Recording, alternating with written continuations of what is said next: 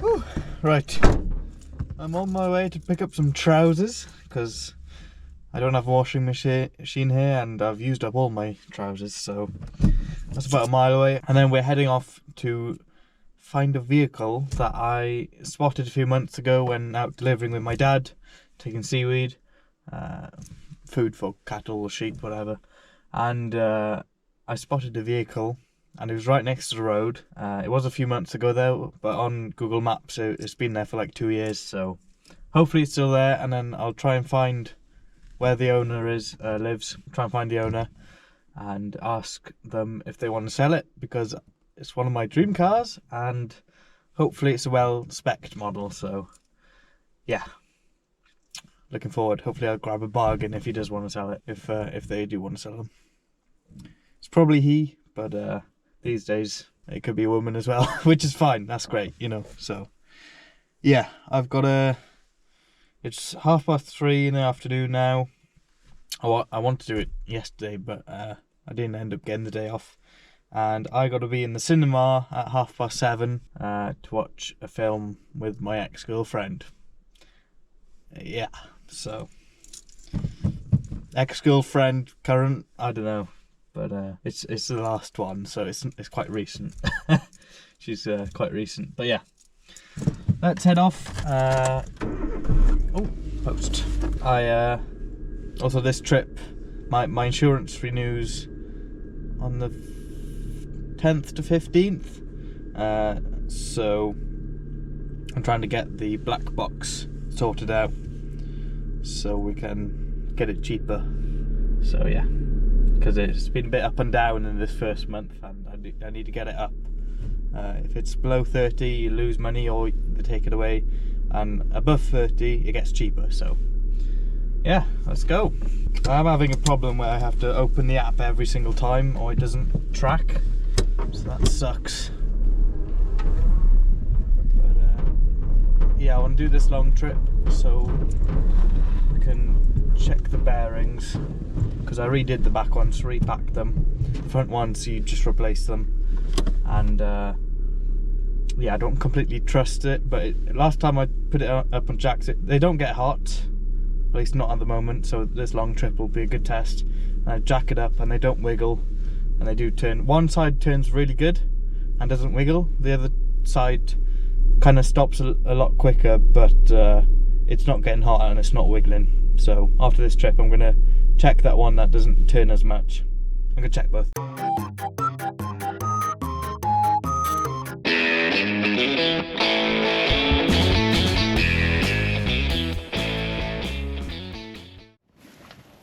Okay, it's a few months later actually, and here it is.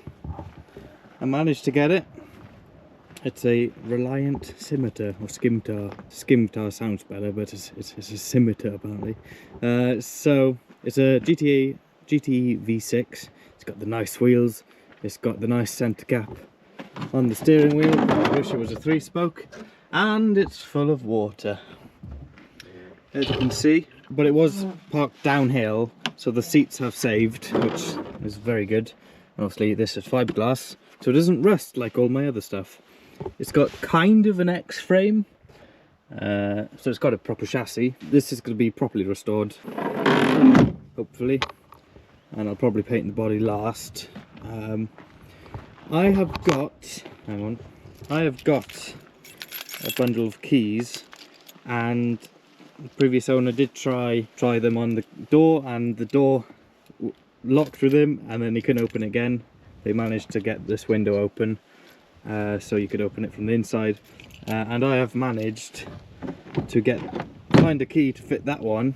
Is a little bit wiggly, and then yeah, the other one I can't unlock the other one. So I'm wondering if these aren't the right keys for the car. I'm maybe just lucky with that door, because the filler cap won't open, the boot won't open, the dash, the glove compartment won't open, and this door over here won't open, and the ignition won't turn. The steering lock is stuck on. We managed to get it on the trailer. With previous owners were happy to help by using their pickup to help shuffle it onto the trailer. All the brakes were seized, The clutch, which just went down. We think it's a cable, but we're not sure yet. But this one freed off pretty much straight away. Then that one freed off, and then just once we got it on, that end over there freed off. Now maybe the clutch freed up because the engine doesn't seem to turn, but it's probably just moisture because they did drive it before it got parked. They bought it, drove it, and then they just got parked. But this one's still seized up, this brake. So we're going to take this drum off and hopefully we'll get it turning. But yeah, this is one of my dream cars. I know it's not much, but it's what I want, you know. The other one is the other two is a Jaguar XJS. I'll probably be able to get one of them soon. The value is going up though, so I'm going to have to be quick about it. And then a Lancia 037, which I know I'll probably never be able to get. So I'm very happy I got this as soon as I did. The ones from the 70s have I think a slightly nicer grille. However, their interiors aren't quite as nice, I don't think. I don't know if this has overdrive. It'd be cool if it does, but I'm not very familiar with these cars. One of the 3-spoke steering wheel with this centre cap though. I like the centre cap. And it's quite simplistic. The gauge says it's got 84,935 miles on it, but it's probably not over 100,000. But interior is really nice. The headline is starting to sag down a bit up here. Just put some glue on it. The rest is fine. I think back seats are very nice. I wish these were all leather as well, but they're a little bit saggy. The driver's seat at least, but I think they're fine. So we're going to strip out the seats and just give the floor quick clean up, take the carpet out. Gonna keep all the paneling and stuff, don't want to mess about too much. And oh, that's where the water came in through. Is that door bent, or I'm gonna have to open it from the inside? Oh, yeah, that's where the water came through, definitely. The rubber just came off. Okay, well I'm glad I found that out. So yeah, this is it. We're gonna be getting it running and driving, hopefully. I was planning to try and take it to a classic car show on the 27th, and it's currently the 19th of July, so yeah, not sure that's gonna happen, to be honest, but it'd be cool if it did. It's got a Ford Essex V6, I believe, a 3 litre, so that's cool. That's worth a bit of money if it's any good. I do believe when one of the rear brakes freed off, or the clutch freed off, I actually hope that the engine didn't unlock. I hope it was just a clutch, because I would like to put some penetrating fluid down the cylinders before trying. I'm going to put a bore scope down it actually. I wonder if you can get another mirror for the other side. It's supposed to be badged there, I believe. I'm not going to clean it up until I've actually taken it somewhere, to be honest. Oh no, you can't have a mirror on this side. I like having mirrors on both sides, it's better for reversing. Maybe you can get one. I know it wouldn't be original, but eventually, once I've painted the frame and everything, this could be a full restoration. Probably not going to sell it for a long time anyway. Apparently it's yellow right now, it says on the registration. It's more like a orange or a mustard yellow probably underneath. But what about metal flake orange? That'd be very nice. Maybe orange, just if I'm doing it, but just orange, like flame orange. But metal flake orange, oh, that'd be nice. It doesn't have a sunroof, but that's probably a good thing for the headliner, to be honest. Less things to go wrong. Yeah, let's get into it. So I'm probably going to try and sort out the steering lock by myself, because it's a very fiddly job probably, and I don't want to break anything.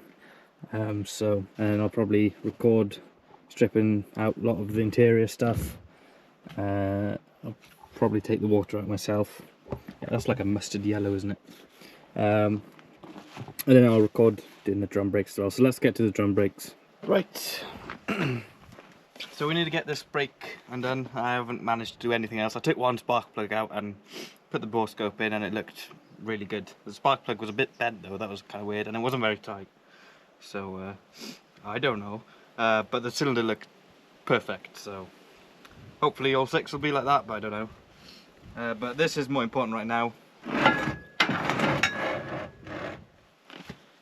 Hopefully this trailer's good enough to be jacked on. I think this car's like 1.2 tons or something. However, there's a lot of water in it, so I've got a axle stand ready.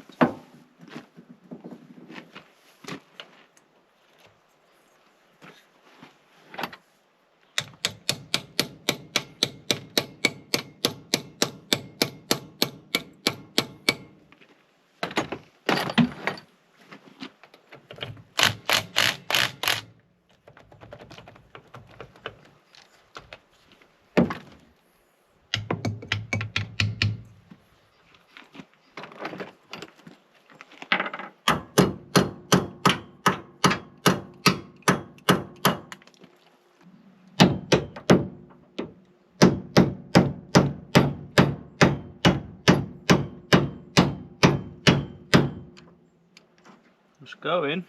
Hey. I don't want to lose my fingers. Hey. They just got a bit of rust on them.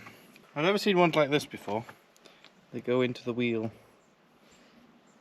The thread, the stud is flush with the rim. That's interesting.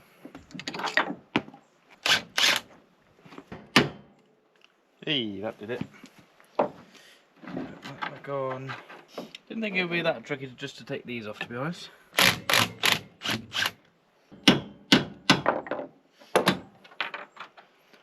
Starting to behave. Hopefully it stays like that. I'm not knocking the socket on very far, so hopefully it'll be fine.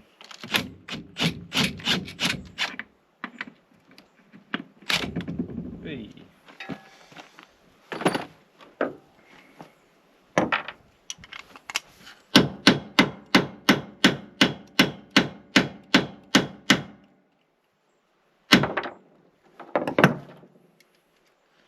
There you go.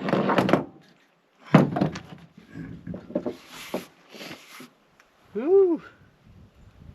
Are those adjustable coilovers? Might be. Maybe it just adjusts the... No, it looks... Ooh. I really like those wheels. Okay, right, this might be a bit of faff. Comment down below, are those adjustable? There's a dampening adjuster, I can feel notches in it, and there's threads on the shock absorber. I reckon those are adjustable coilovers. Oh, I might lower it down a bit then, not too much. I want to keep it fairly... Okay, the fronts look original, so maybe the back was like squatting at some point. That's cool. Yeah, maybe I'll just keep them as they are for now and see how it sits. It looks pretty good as it was, but that's pretty cool. So it should ride all right in the back. I don't know, I think you can get an optional limited slip diff in this, so I'll be interested to see if it has one or not. The other side's strapped down because I don't have any brakes or anything, so hopefully when I jack the back up, hopefully they both will spin at the same time, and that'll mean either it's got a welded diff, which I hope it doesn't, or it'll have a limited slip, which are fairly expensive. I think you can just put them in this axle and they're about 900 quid or more. So, but if it's just a standard open diff, then that's fine as well, because it's a pretty cool car. And I'm not going to take this racing, to be honest. Look at all this. Is that a double wishbone kind of job? Is that what these are?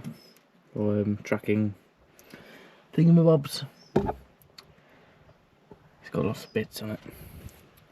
Right, let's try and get this off. There's a little thing there. I need to get a bigger screwdriver. Oh, that's loose. That's interesting. Just gave it a quick knock. I feel the person that probably put this car together before was like not really talking things up. I'm known for like over talking things. Like when I was a kid, I just kept, I don't know, it was like an ACDC, an OCD thing where, you know, like a water tap for instance, I tighten it too much and then the seal will go. So, but I like talking things to spec. Well, I say to spec, tight enough. Right, how are we gonna get this off without damaging it? I'm gonna, maybe, I have got a blowtorch, so I'm just gonna give it a few knocks first. I'm gonna give it all new brakes all around just to be safe. I would put disc brakes on the back if I had the money and the experience to do it. I will be packing all the bearings, just making sure they're all good before putting tax on it and taking it on the road. Hang on, no, not tax, insurance. If I tip water on it, will it loosen things up quicker? I don't know. I reckon this has bigger brakes than anything I've got. Well, maybe not the tractors or the lorries, but for cars, I reckon it's got the biggest brakes. Especially the disc brakes. I don't know if the arches come off of this or if they're all the part of the same body. I'm not super familiar with these cars. I only really found out about them when I was searching up a Reliant Robin, you know, a Reliant kind of documentary about their history, about making motorcycle trikes and stuff, or lorries. What were they, like three-wheeled lorries to start with or something? And then I saw the Scimitars and I thought, gosh, how did they go out of the business making those cars? And they just stuck to making cheap Robins then. I would like to get a Robin, but this is way cooler in my opinion. And Robins are expensive because everybody trashed them. And all the good Robins, all the nice condition ones, they're in collections and they're very expensive, so yeah. Oh, I hate drum brakes. They work just as well when they're working, but well, for me anyway. But when they seize up, they're just a pain. Disc brakes are so much easier for like unseizing. I don't want to break these as a thing, so I'm going to use them for a bit until it's all serviced and everything. I'm going to use them for a bit until I get new ones, so I can try and save them.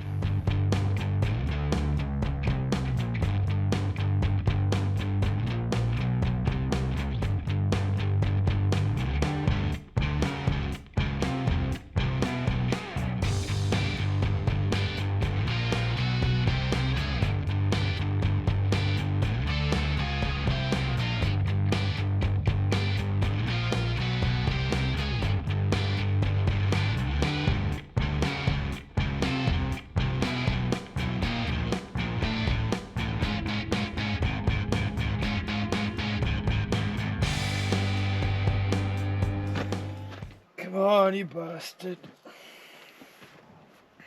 Right, I'll get back to you in a bit. Okay, moving on from that for a bit. So I think this is actually cracked, this ignition barrel. However, this is just like there, and it just pulled out easy. So that's not very good for like stealing things, because that turns straight away. This is the ignition switch for, you know, electrics and everything. So this is what we need to start the car and crank it from the key. This is just the steering lock, and it sucks because it's not. Ooh. No, I'm not sure it'd be possible to turn it from the back, would it? Because there's still a lock in there. Cool. Okay. Could we drill it out? Or maybe try and push a flathead spanner in it. A spanner. Screwdriver. Because that's not very useful. I would try and take the steering column down. There's two bolts up here, but the dash is in the way. And I don't want to break it loose, because then I could remove this whole ignition barrel. There's two very awkward bolts for a reason. I think the best thing I could do without damaging anything, I think that's damaged already, I think it's cracked, is one of these keys is actually one of the ones that's supposed to fit. These little two ones is actually broken, cracked, it's almost snapped off. So I'm wondering if they've had issue with that ignition barrel before. But this one fits in, it's exactly the same, and that fits in snug, but it just won't turn. So, and it looks like somebody's been at this before with a screwdriver or something. So at least we could get to the electrics easy. That's probably not supposed to pop out like that. That's not very good for thieves, you know, not getting the car stolen. Although you've got steering lock still, I guess, so you're not really going to go very far. But yeah, so steering is a problem. I might take the spark plugs out, hook a battery up and see if anything goes on fire because of all this moisture that's been in here. And see what works and what doesn't work. Take all the spark plugs out, put a force scope down every one. I've done this one back here is probably on compression stroke, so both the valves are closed, so no moisture could get in. I want to take the air filter off, get more space to do things. That side's going to be a bit of a pain because the alternator's in the way. It's got sweet headers on it, so that's cool. 3 litre V6. Do they go up to like a 3.7 or 3.8? I think. Don't quote me on that. Comment down below what you think or what you know. There's not too much here actually, not too many vacuum lines or anything, so it's pretty cool. Probably gonna get a new brake master cylinder. Spare tyre looks good. Both of the front tyres look good as well. This one in fact is brand spanking new. It was flat though, so it's got a bad bead or something. Hasn't been used. And then this one's also brand new pretty much, but it doesn't have the nibbles on it. And both the back ones. So this one was flat also, and it's got cracks, so that's gonna have to be replaced. Definitely. And this side also has cracks, so both the back ones are pretty old. I mean, it's been parked since like 2017 or something, so apparently got gone off dates on tyres now, so this is probably too old apparently to use, even though it's still got the nibbles on it and it hasn't got cracks. But I'm going to use it anyway, so shush, don't tell anyone. Right, let's take the spark plugs out. I'm going to put at least some WD-40 down them just to get some lubrication, and turn them over with the spark plugs out, providing the starter motor wants to work. I mean, it'd be a miracle if the alternator works. That'd be cool. It does spin, and the water pump spins as well. Dad said he thought he saw. So the oil looks very nice. Hopefully they didn't just change it before selling it to the previous owner, because the previous owner just bought it and drove it once or twice and parked it then outside. So let's take this off first, I reckon. I would like to take the bonnet off, but I'm probably gonna need that on. So yes, let's just move. That's loose. Okay, maybe I'll take that out because that's gonna give me a bit more space as well. Look at the little battery. That's an old battery. Jesus. Not much room working on a trailer like this. I've got two things to sort out: the steering lock and that back drum brake. This tyre looks pretty good. It's fine for a spare, I reckon. Hasn't got any cracks on it. Still holding air. Ugh. Come on.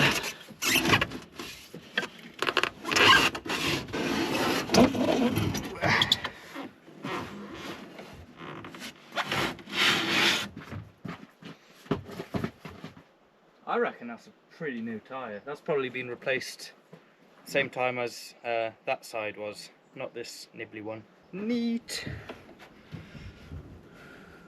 So that's a big like scoop for the radiator. That's cool. It's like a big shroud because the radiator's here. They're still quite long radiator hoses. So yeah, it's got a mechanical fuel pump there. That's cool. Hopefully that works fine. And yeah, I can keep my socket set here now. It's so simple. This is why I love old cars. I've been watching so many like pole barn garage videos where it's just like carburetor, distributor, sorted. Like sure, I've got 2 less cylinders than them, but this is like the muscle car for Britain. You know, V6, B roads. So that's perfectly fine, you know. If you want a V8, get a Lotus. Was it like an Elite or something? I'm not very familiar. Lotuses are pretty cool though. So there's just no rust, and this is just plastic, or yeah, I believe this is plastic, not fiberglass. No, it's part of the fiberglass. Awesome. The light for the bonnet is non-existent. Let's probably get a Hoover in here. There's a bit of a hole in the air box, so yeah.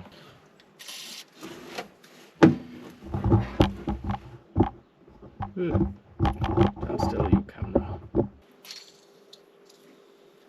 Get them breeze soaked because they look a little bit crusty. Need to put my camera to charge. It hasn't overheated yet. I'm very surprised. Once I make a bit of money from this YouTube deal, I'm gonna buy a camera with a lens zoom like a Sony or something. That'd be pretty cool.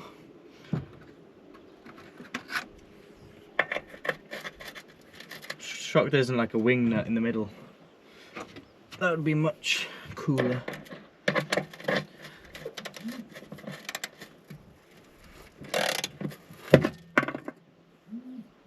Great. Well, at least yeah, it's fine. I've got this one. This is gonna break off, isn't it? Yep. Okay. Well, right, let's see what we have. Okay, there's a filter in it. Oh, it looks clean. Okay, a bit disappointed about that, but yeah, that's gonna be a bit of pain. It's got a bit of an old filter, but it's not too bad. Paint's flecking off in it, so I'm glad I'm taking it off. I've got some carb cleaner, but I tell you what, that looks clean from this angle at least. Woo. You could see more than me, but it looks clean from the top. Let's take this off next. These should come off. That looks alright. I'll just keep like a bag or something over that. It'd be very handy if I could take this bonnet off. I can. There's only like 4 bolts holding it on, but oh, there's like a earth to the bonnet. There's supposed to be a light somewhere. Oh, here it is. Little bulb that goes in there. See, they think about it. If you're on the side of the road in the middle of the night, then you've got a light under your bonnet. You know, when they used to make cars good.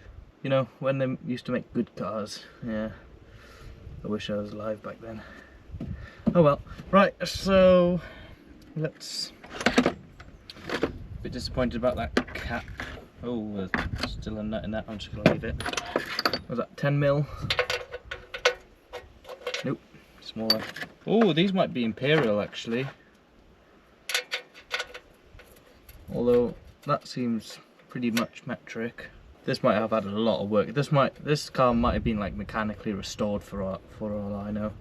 I might have gotten an absolute bargain. Oh yeah, if you're wondering how much I paid for it, so in that first bit, I offered the guy 500 for it and said I'm not going above because it's not in the right condition.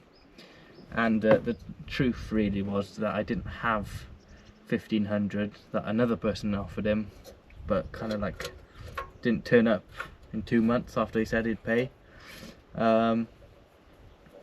He was like, he checked out the car like twice, then he still hasn't, well, he hasn't been back for like 4 months or something. And then I came back like, I don't know, half a month ago or something. Yeah, like 2 or 3 weeks ago. And said, right, I got the money now. I'm willing to, I'll offer 1400, but I'm willing to go up to 1500 if I have to. So he said he wasn't going to sell it. He doesn't sell anything anyway, so ever. That's what his daughter said. So it's a miracle I managed to get it anyway.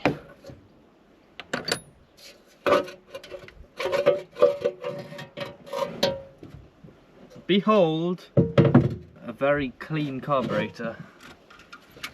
Okay, I'm gonna keep those safe somewhere. I should get a box full of nuts and stuff. take a peek down the carburetor. I can't see, but I bet it's completely good. Maybe the needle and seats need a little knock with a hammer, but I bet that's perfect, to be honest. I should probably go and get some new spark plugs, because the one that I did take out, it was a bit bent to start with, and it's a little wiggly now.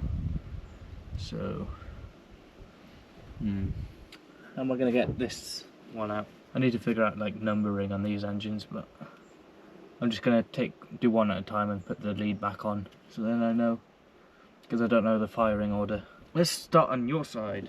Right, I've already done that far one, so let's do this one next. Yeah, that spark plug's barely holding in, so I'm gonna get new spark plugs probably. The cap's all loose as well, although there isn't a very easy way to tighten them, I suppose. There isn't a super generous amount of space to get them out either. Filler cap is kind of in the way.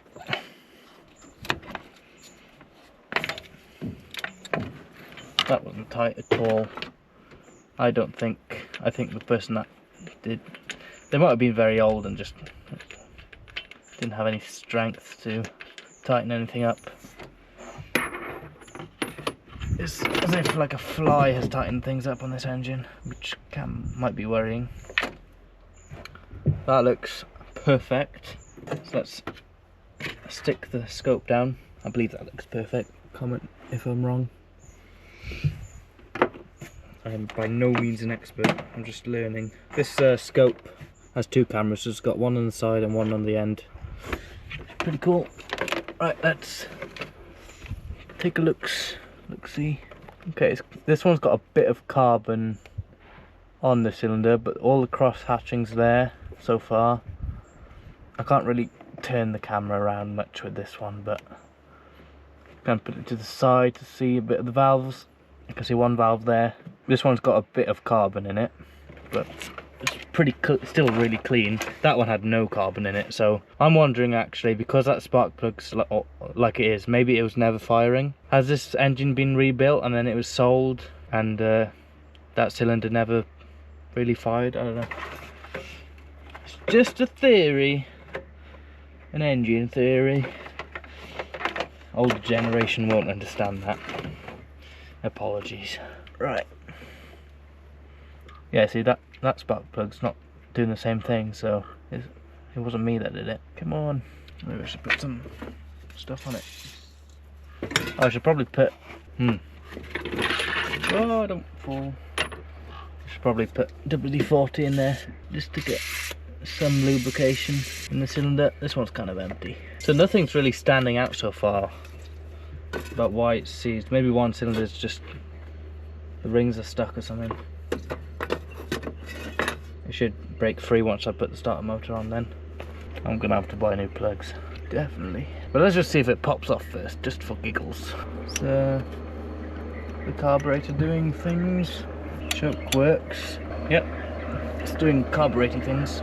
I've barely tightened that, and it's already tighter than the other one. I'm just doing this just to make sure that if I crank it, nothing's gonna like scrape or lose a bunch of power straight away. There's an oil pressure gauge on the dash, so that's awesome. I can make sure that I've got oil pressure then. I might crank it without the center lead on the distributor. So then, oh god, this can be tricky. Where's everything in the way? I've got a little, it's gonna be tight. One thing about these cars from Britain is that they're much smaller. There you go. That one's better, weirdly, because it's harder to get to. Maybe they just forgot with those two cylinders. That one felt like it was actually top to spec. Okay, yeah, that one's got a bit of rust on it. It's probably had a valve open or something. It's got just a little speck, so I'm hoping that's our culprit. But it still looks really good. Maybe it's a little lean. But I'm just gonna pop this. Well, it's got, yeah, because it's I'm just going to pop the bore scope in, and hopefully we'll see nothing too worrying. I think it'll be alright, to be honest. Okay, so the cylinder's all the way up at the top, so one of the valves probably started opening. Actually, that's not a terrible thing, that's all the way at the top. I do see a bit of either carbon or a bit of rust from the moisture. So you can see it's not quite clean. Can I turn it a little bit? Okay, so there's a valve. The valve looks pretty clean. So yeah, I think there's a little bit of rust in this one, so I'm going to let it soak overnight. That's the safest thing to do. You can fill it up with WD-40 or something. I think automatic ATF, automatic transmission fluid, is good for this job. So let's just put some WD-40 in it now. I'll leave the spark plug out. So those two look clean, and this one, I think this one's probably cylinder 1, isn't it? Has got a bit of moisture in it. So let's squirt some. Yeah, I don't have much left. I got another can. So that cylinder could have easily made our engine lose power quickly. I will probably lose a bit of power now, but it won't be as drastic. I don't have much WD-40. Yeah, barely any. Okay, let's leave the spark plug on this spark lead just to be happy. Probably head down to the shops, see if they got any automatic transmission fluid or a big can of WD-40. It's 3:30, so I better go now. Okay. Okay, that trip to town was completely pointless, because it turns out the shops, well, either don't open or close much early on Saturday. So now I know. But yeah, I got the bonnet off because I thought, it's gonna be a pain. I had two, like, I don't know if they were negatives, like earths, or if they were just to hold the bonnet if it flew open, I don't know. But cut those off because those are just like electrical wire. That's easy to sort out. And then this bolt here started turning in the bonnet, so I had to cut it off. I didn't damage anything here really. I did do a bit of an indent on the bonnet, but seeing as there's probably a nut or something stuck on the inside, then it should be fine. Which side was it? Yeah, this side. It was probably that one. Yeah, the nut's just fallen out or something. But where did I hit? Oh yeah, I hit the grinder there, but it's not really noticeable, especially when it's going to have some paint over it. So please don't hate too much in the comments. I had to take the guard off the grinder as well. Put a little disc on. If it starts to rain, I'll probably put a tarp over this. But oh, that looks lovely in there. Really looking forward to hearing this for the headers and everything. So let's take these 3 spark plugs out, and then hopefully, I'm expecting maybe one to be as bad as the other one, but hopefully they're not too bad. So let's have a quick look. This one's a little bit tricky because it's quite tight in here. Also, should have probably called someone to come and help me with that bonnet because it was a bit of a faff. It's starting to warm up a little bit, so hopefully my GoPro doesn't overheat again. I need a better case really. Right, so maybe I'll paint the engine, you know, valve covers and stuff, orange as well, performance orange. If I can ever get this on there. I could maybe pop over to neighbour and see if he has any spare spark plugs, but we'll probably just, I've probably got something to put in the cylinders here, but I don't think I have any spare spark plugs. I could maybe try and see if any on the lawnmowers work, but I doubt they do. That was again very slack. You don't really need to torque spark plugs basically at all, but these are very slack. Same for carburetor, I believe. You don't want to bolt them down tight. I can't remember why exactly. You want a bit of cushiness with the gasket? I don't know. I think I'll be able to get this one without pulling the alternator off, so that'll be nice. This would probably have a timing chain then, I believe, isn't it? Right, this one looks good, so I'm expecting maybe a bit lean again. So I'm expecting it to look good. Where's my hand? There you go. I'm expecting it to look perfect, to be honest. Try not to get any dirt down the cylinder if I can. Okay, cylinder's at the top, so I can't really see too much. It looks like there's a bit of stuff on it. Very hard to tell. I think what I'll do is I'll probably tip some stuff down each cylinder,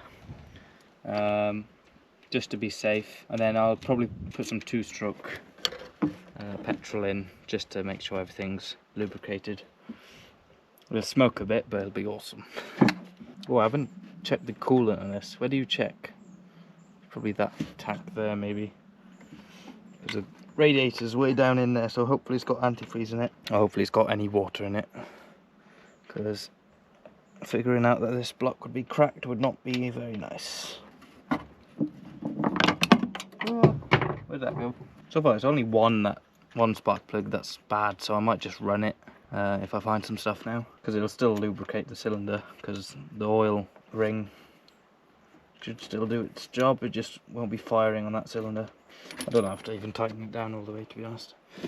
Where did I put that spark lead? Here it is. Might put like numbers on the spark leads just to be sure. That one looks perfect. Not too rich, I think. Again, correct me if I'm wrong. It's a bit black, but being rich is better than being lean. Because lean, you burn up your pistons. Everything gets hot, too much oxygen. So then you can have meltdowns. Oh my goodness.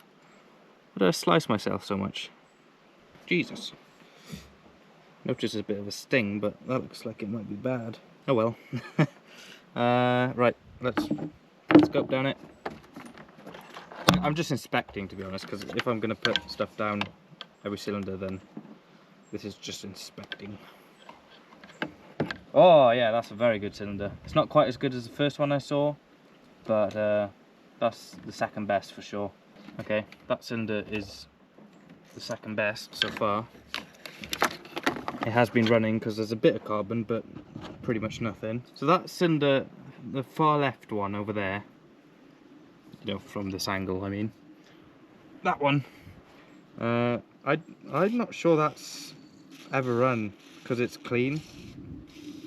I'm really wondering if this engine's been rebuilt, because it has been, like, if it was rebuilt and it just not really run at all, just with assembly lube, that's really bad, because I've seen some videos and the assembly lube hardens up, so then it runs like crap and nothing gets oil. So this car was driven by the last owner a little bit, so it has been running, so everything's fine. So I'm starting to think I got a proper bargain.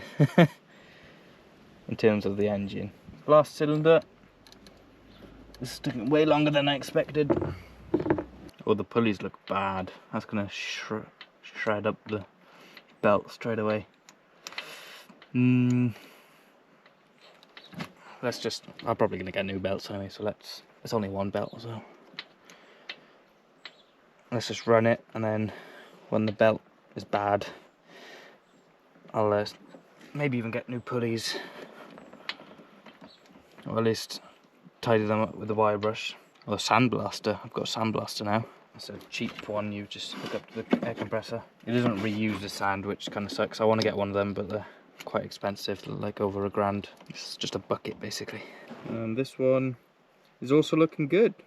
A little lean again, but maybe it just hasn't been run that much, you know. So I am looking forward to using this engine, because I reckon it's been rebuilt, to be honest, which would be amazing. It's just the rest of the car that might be bad. So right, let's do the last, check out the last cylinder. I know I haven't really shown you much, but I can barely see on this screen, so oh yeah, completely clean. Oh, this one's the same as the last one, to be honest. It actually looks the same as the first one. It's just completely clean. No carbon, no anything. So either it's an incredibly clean engine in parts, or it's been rebuilt and those are not firing. This one and that one over there isn't firing. I'm no expert, but those look too clean to me. Hopefully that's the case, but otherwise I don't mind, because it's only one cylinder that looks like it actually needs penetrating oil, and that would be this one over here. So with a bit of luck, we'll get it started tomorrow morning. So I'll see you then. I'm gonna keep hammering on that brake drum. I won't bore you with that because I'm already too bored. Ouch, don't know how I did that. Okay, yes, I know, I'm back, but I've got a plan. So I may have lost my patience with the steering lock. So I cut a little bit off the dash under here just to get to these bolts that hold the steering column in, but there's a nut on top of them, I'm guessing for obvious reasons, burglars, and I wasn't getting a spanner up there buggering with that tonight. So also I don't know how this trim comes off, so I didn't really want to do it then. I tried to get a screwdriver into it and everything to spin it. It was broken already. I mean, I noticed it was cracked when I tried putting key in it the first time. So then I cut this bit and wiggled it and it came out. And now I've got steering again, and oh my word, it's light, and the tyres aren't even pumped up all the way. This is a light car. So yeah, this works. I've got the lights to work and everything. The radio does work, or at least I put cassette in it and it started making motor noises. The cassette was pretty tight in it. There's no FM or AM on it, I don't think. And I'm pretty sure I can't hear it because I think the speakers are probably done. Indicators work. I'm not sure about the brake lights. All the pedals are free now, so the clutch hopefully is going to start working.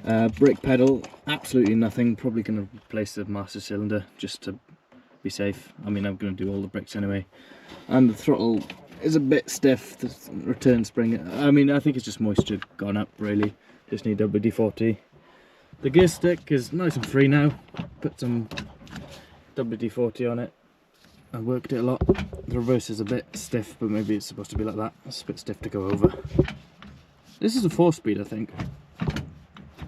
So 3rd, 4th, and I don't think there's a 5th, and the reverse. I don't know what these are. I'll probably find out by the end of the video. Oh, I know what they are. Seat belts.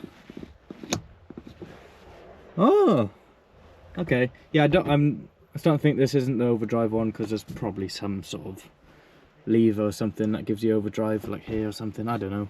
I haven't done my research. Rear wiper works. That was scary. Front wipers don't. I did actually try just turning it to the starter position, but I had nothing. So maybe it was just a bad connection. Hazards work. Lights work. The heads work like this. The horn started working. Only one of them though. There's a twin on it, but only one of them started working. So it's really trying to live. It's just these bloody locks are really annoying. I can't get this one to open again. If only this one started working, or at least I could open it and then leave it, it'd be good. But I made the mistake of locking it back and it just won't open again, so I'll have to sort something out. And I'd like to open the boot as well, that'd be nice.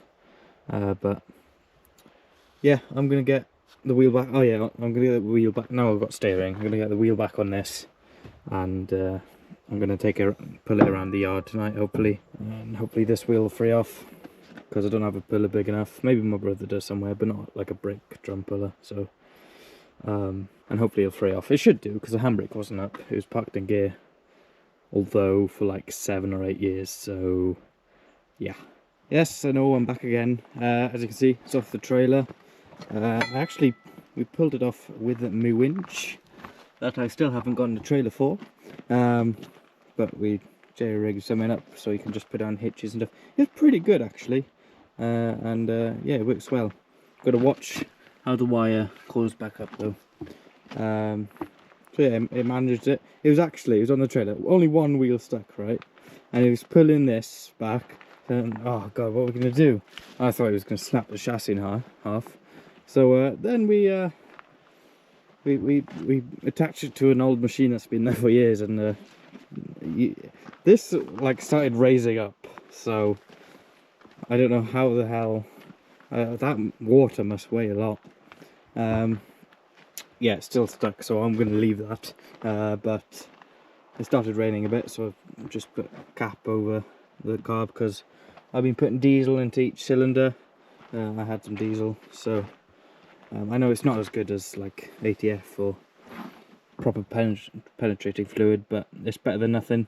And that wiggly spark plug, the stuff's snapped off. So yeah, I don't know why the other one, the cylinder is so clean though. Might just be a bad connection. But so what I'm gonna do now is, so it's Saturday now, today, so I'm gonna probably leave it, so I put the spark plugs back in, so hopefully with a bit of luck the diesel will go down slower. Although in the one that I need to, the intake or exhaust valve is on open. You can see it with the bore scope. So I'm going to leave it over the weekend, and that cylinder's quite like almost top dead center probably anyway, so there's not too much there. So I'm going to leave it over the weekend, and then I'm going to get some plugs. Hopefully I've got some oil ready, but I can get some anyway. Should I get like some fancy oil, because something about the cams, you don't have rollers on these probably, so some fancy oil. Got more jelly in it, I don't know. And an oil filter, so I'll do an oil check. The oil in it is, you can see through it, but I might as well do it now, especially that diesel is going to go down through the rings and get into the thing. Should I maybe turn it over a bunch before draining the oil, just to see if it's got oil pressure and get any rust into the filter and stuff from the cylinder?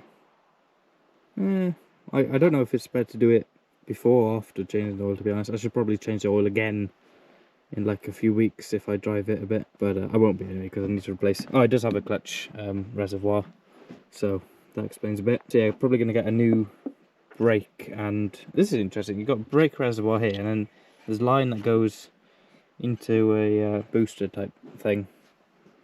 Also, I don't know if there's any water in it, so that's kind of concerning. I'm gonna probably fill it up tonight and see. Hopefully it drains out through the radiator and not through the engine, because if it's through the engine, then oh god, it'll be very annoying. So yeah, maybe it's just low, because this is like the booster tank. This is the overflow tank, so I think so. Yeah, there we go.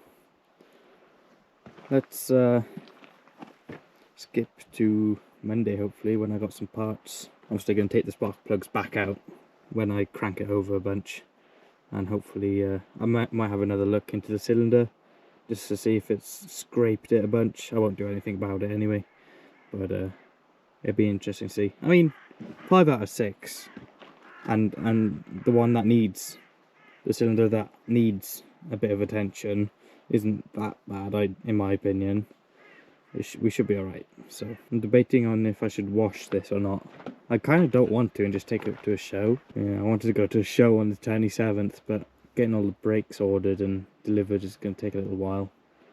It's the 19th today, so oh well, I'm blabbing on again. So I wonder if I can buy a load of locks to replace the locks, because I'm guessing there's locks that are good, not the keys. Or I got the wrong keys, or the keys are worn out. Also, should I drill holes in the floor, or should I scoop it out? I'm kind of tempted to put drill holes in the floor, or maybe try and find some stuff you can take out. Ooh, I was testing out the radio. The motor was working in it, but this wouldn't fit in very well. I've marked the plug leads, spark plug leads. Oh, gonna get a not original air filter, because the top is rusted through, as you can see. The bottom one isn't too bad, but I want a nice cool one, so that'll probably go. Also, I'm going to put the bonnet back on today. I'm not just leave the cap on. I'm going to put the bonnet back on and probably put the spare wheel on top of it just to keep it down. Maybe I should get a rag or something to put in that as well, just to be extra sure. Okay, it's Tuesday morning. Somehow I woke up an hour early. I don't know how. So it's currently 7:15. I got to get to work at 7:30. Well, leave for work at 7:30. 40 past, let's say. So I wanted to break the engine free, and there isn't an inspection plate on the bottom to get to the flywheel so I can pry it. And obviously the fan's on the crankshaft, not on the water pump, because it's lower down. So I can't get a bolt, something on the bolt at the front, and well, unless I take the radiator out and all the paneling and the fan off. But if the bolt just starts tightening, then that'll just be annoying, won't it? So then I took the starter motor off, which was a bit of a hassle to get the bolts out, but getting this out itself wasn't too bad once I got the bolts out. And I thought, you know, so I could pry there, but there's not much space to pry at. So while I was there, I thought, oh, I might as well test this starter motor just to see, just in case. And turns out, yeah, this was completely not working. It wouldn't even get a sound out of it.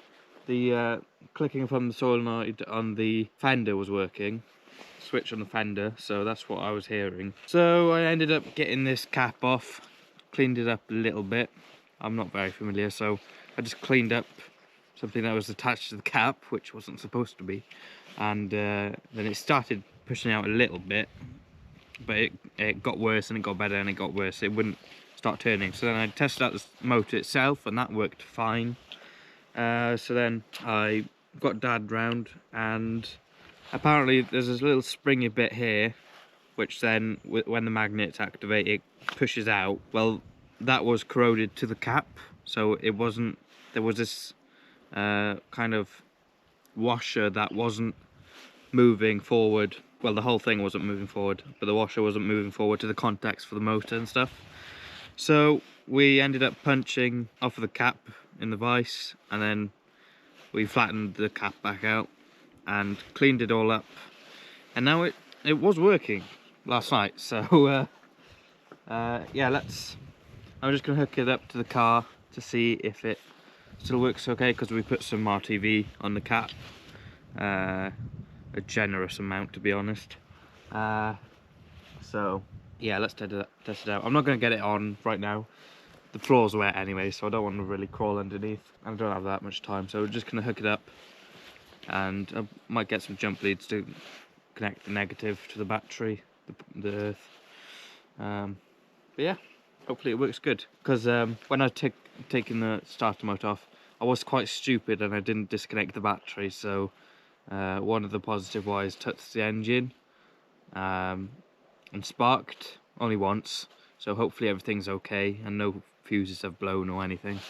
I think it should be alright, hopefully.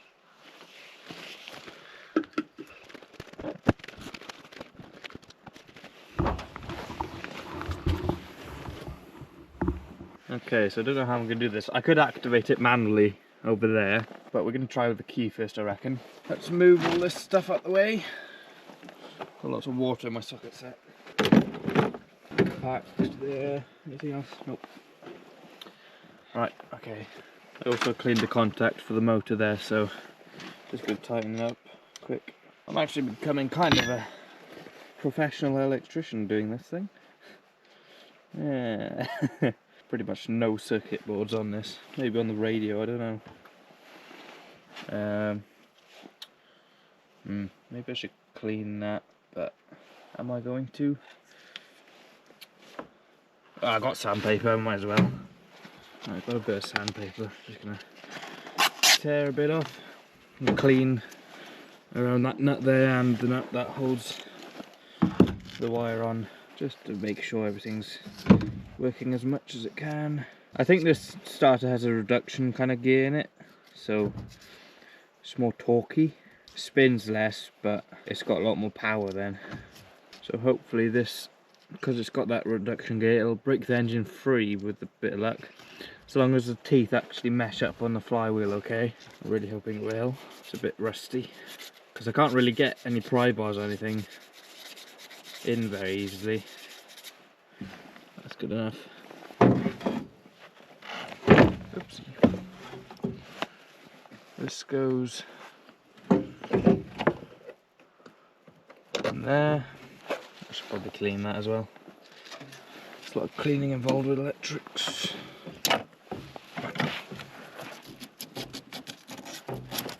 This has been wired before by somebody. That's what the paperwork says. It also says it's got a reconditioned Weber carb in it. But the strange thing is this carb only has 3 studs, and most of them has 4. Although it does say Weber on it, so actually it might just have a different plate on the top. So it might be the original carb, but just has a different plate. I don't know. So I can't order a nice filter housing or an airbox that'll fit straight to it. I might have to modify it. So what I've done instead is I've just ordered a new filter, and I'll just flip the lid on the one I've got. I will be changing it obviously, but it was cheaper to get a new filter than try to get a cool air box that didn't fit. So how do I keep putting my spanners? There you go, that's tight enough. And a little red one, and then I'll probably, that was broken off around there before, the box that goes around a little one. And I'll probably get a jump lead from the earth to the negative on the battery, so everything should work okay then.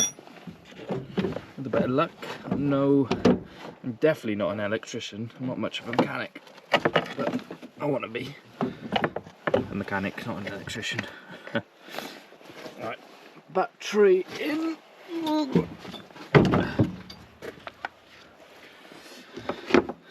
I'm trying to think, am I missing anything?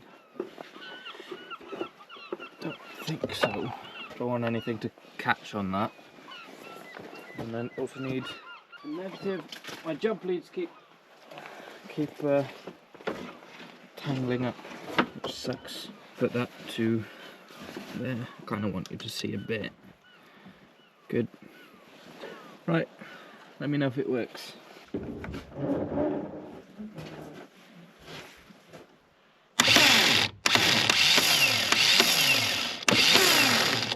Sounds like it's working. Good. Okay, let me just go and get my pliers to check if it works directly from here.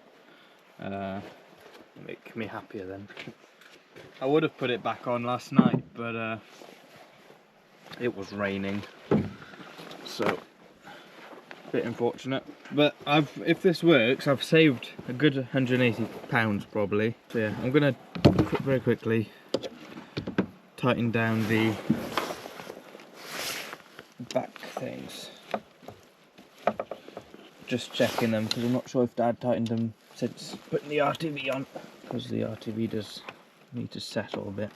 We did just put the RTV over the old seal gasket. Okay, I'll tighten enough anyway.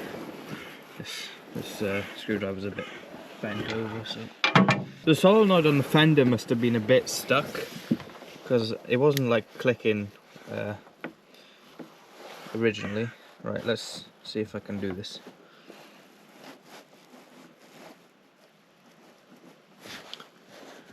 Anything? Ooh, go blimey.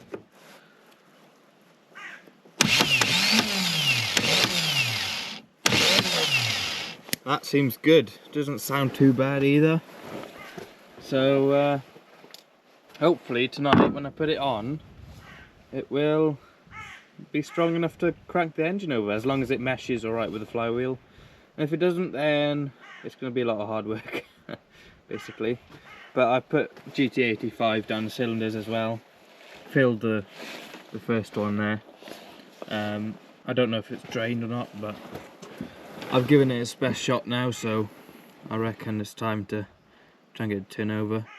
But yeah, now that I've probably saved a lot of money on the starter motor, I wonder how many people actually replace starters just because of that. Although it has been sitting for a while, so maybe they don't normally corrode. But yeah, now that I've saved money on that, I think I'll spend it on. I think I might get some fluid for the clutch master cylinder and slave cylinder first, just to see if it does work a bit. but I'm tempted to just replace the clutch hydraulics and the brake hydraulics altogether. Maybe I'll keep the power brake unit, but I mean, the brake lines look half new, so hopefully okay. There was a bit of a leak down on this wheel, but it might just be a wheel cylinder or something, or a hose. So I'm hoping all the brake lines are okay, but you never know. So I'll see you tonight. Before anyone comments anything, I'm gonna put some sandpaper, use some sandpaper where the starter connects to the gearbox. Is it the bell housing? Is that the right word? The part where the clutch is. So it'll be good connecty then, hopefully. Okay, fingers crossed that the starter motor is strong enough to get through seized. So I've tightened it down. I've managed to do it by myself in the end. It took a little while and patience. Dad was supposed to come and help me, but he's eating his lunch now at like 2:30. I've also got 6 new spark plugs that I'm going to try and run the engine on the 5 I've got, just to clear anything out. I might try and run it a bit with oil that's in it. That's got diesel and GTE 85, but just to get the oil pressure up. And I can't really check the oil level accurately because I'm not on level ground, so hopefully it's not going to be very harmful, just to see if it runs a bit. I should really run it until it's hot, but yeah. Also, so the coolant was down when I got it, and when I was down doing the bottom bolt for the starter, there's constant dripping, and I can't see any cracks in the block, but I can feel a freeze plug wet, like the middle one. See that? Like, and I can feel like a little puddle on the bottom of the freeze plug. So hopefully that's all it is, with a bit of luck. Yeah, I'm gonna have to inspect the block better. Hopefully it's, well, it shouldn't be a head gasket. If it is, well, it would be worse in that cylinder then. Anyway, let's give it a go. Oh yeah, I haven't connected the starter yet. I need to put the wires back on. Hang on a minute. Hopefully the sump doesn't have any rust on it. It shouldn't do, especially with the 2 clean cylinders. I'm not sure, maybe that's how it's supposed to be, but they seem too clean for me. I've kind of bent the wire out the way of the exhaust like it was before. So let's give it a bash. This isn't going to start. I've got the lead off the distributor. Make sure nothing is going to hit the fan.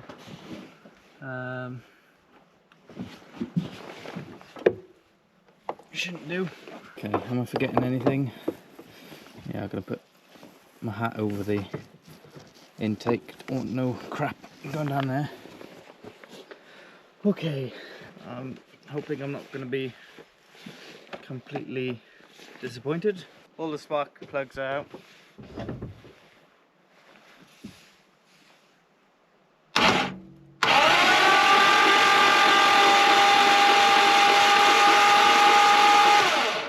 Well, that was easy. I bet if I didn't put any oil down the cylinders and stuff, it would have been much. I can smell the GT40, the GT85. Same stuff really, but I actually prefer the smell of the GT85. It smells nice, but I'm not sure it works as well, but it's cheaper. So yeah, if I didn't put any oil down, especially that one cylinder, it would have maybe not actually turned. So that's great. That's brilliant. Right, I can't open the fuel tank, and I think it's empty probably. Oh, I'm gonna check oil pressure actually.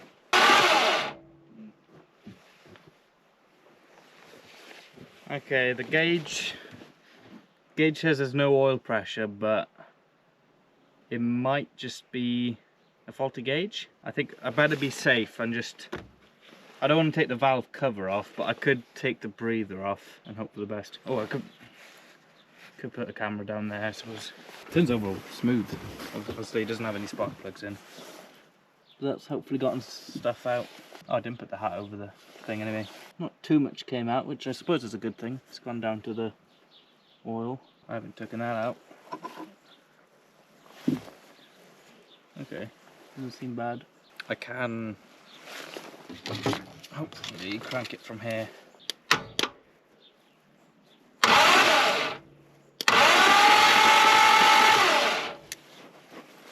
I think the ignition's off.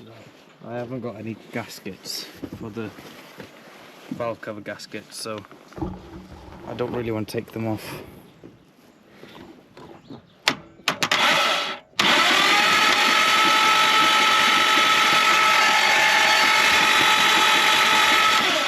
Okay, we're getting somewhere.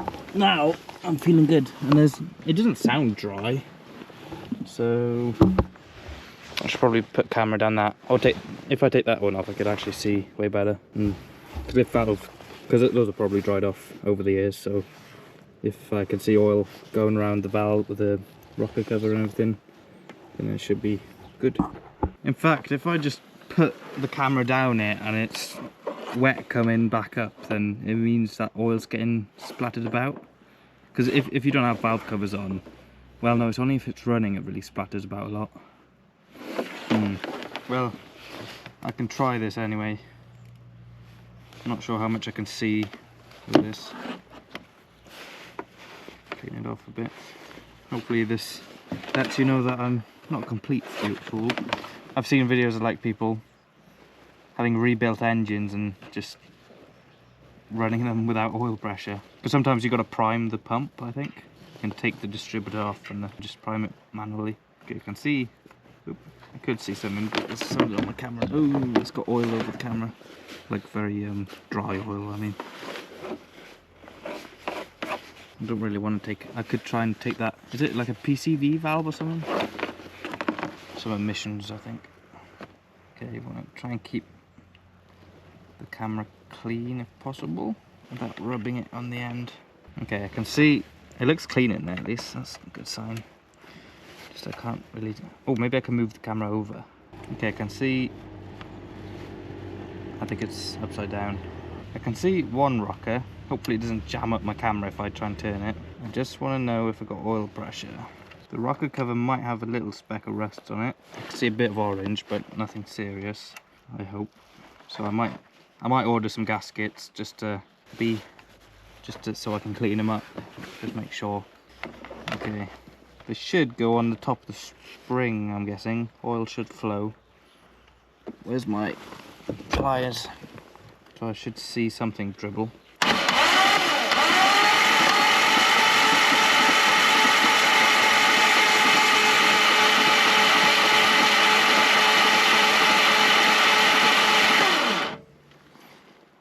I can see the spring move. Camera isn't wet at all. Maybe, I don't know. Right, let's try the other side so I can maybe see into it myself. And I'll figure out how to take it out. It should be easy.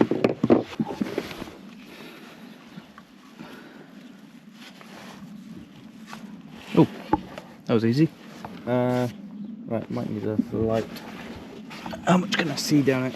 Love these engines. There's just no computers to worry about. Oh, what if it's the computer? Oh, there isn't one, so. Oh, better switch it to the front camera. I should be able to see some dribble, you see. How does that go all the way? It's got a sleeve that goes all the way down. Clean it off, make sure there's nothing, no shit on it. There's a bit of rust on the rocker covers. Yeah, I can't really see much more on this one. I can see the bottom of the spring. Is that a wet spring? It's really hard to tell. See it? Oh, that might be a wet push rod. This is tricky. I think I can see some wet springs. I'm going to try and get to a spot where I can see better without damaging my camera. I can order gaskets. That's what I'm thinking right now. If I take this side off, because I got more space, we should be good. Right, I've got a plan. So I'm going to take that rocker cover off because I've got more space to do it. And hopefully, it'll be good. There was a slightly open valve in this, but I don't think it was rusty enough to be a problem, but we could see now anyway. There's some crap around here. Don't want to lose it in. Okay, where's my screwdriver? Yeah, I'll get my brake cleaner because that's got a good jet. I can clean the place up, at least soak them down so they don't move about. I didn't want to put brake cleaner down the cylinders because it takes away a bit of the metal.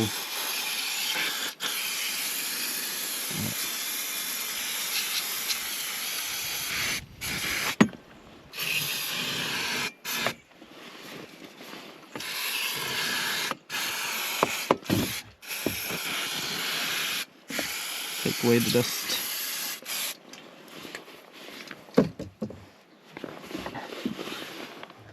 Oh, that was easy.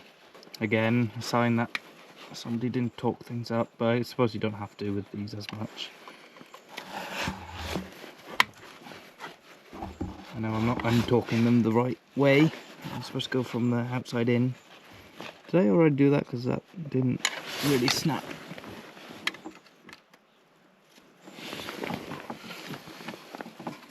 That one wasn't tight. This is worrying. I better check all the head bolts and stuff as well. That wasn't tight. Oh, this might have been rebuilt by an old man. Hopefully the bearing cap's all tight. You don't want them being loose. Need a box. Oh, I got a cap. Put them in my cap. I'd rather just spend some money on gaskets instead of... I could probably put RTV on it, to be honest, but I wouldn't do it properly. And the good thing with this engine is that they put it on quite a few cars, so the parts are quite affordable, which is good. Like an alternator was not that expensive, it was like 80 something, 80 to 90 quid for the cheapest one. That just popped up on the top of the page. I don't think the heater fans are in this either. Right, how do I take this out?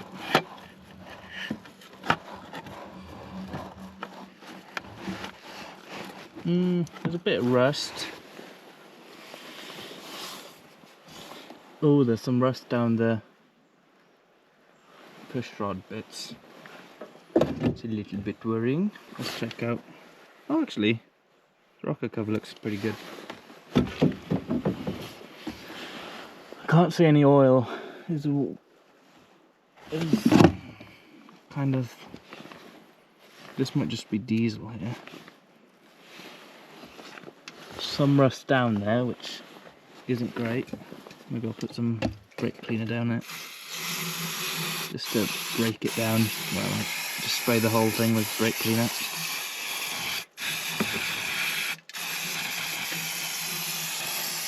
Just to break things down.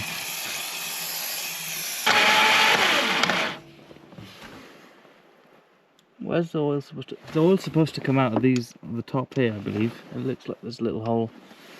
I don't think we have oil pressure. I'm glad I checked. Is there a way... Can I put like oil down the distributor bit? I don't know. I might search it up, see how I can prime the oil up easily. Because there's oil in it. There's plenty of oil in it. So hopefully it had oil in it when they drove it last. Sounds alright. Okay. So it should have brought oil now, right? Okay, so I got some valve cover gaskets on the way. So might as well take this one off.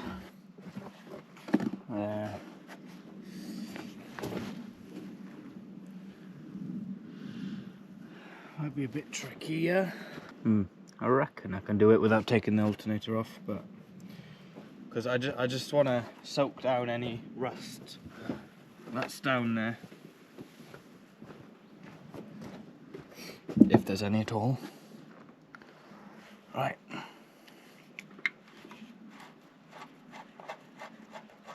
I'm actually really worried that things are not tightened down on this engine now, and I hope that when we get it running, because I'm pretty sure we will, that the last owner has, well, if this engine had a rebuild, that they primed the oil pump. Kind of common for people not to, and then they take it out for a spin, and there's a knocking. Gonna try to do my best because I want to keep this engine good as much as I can.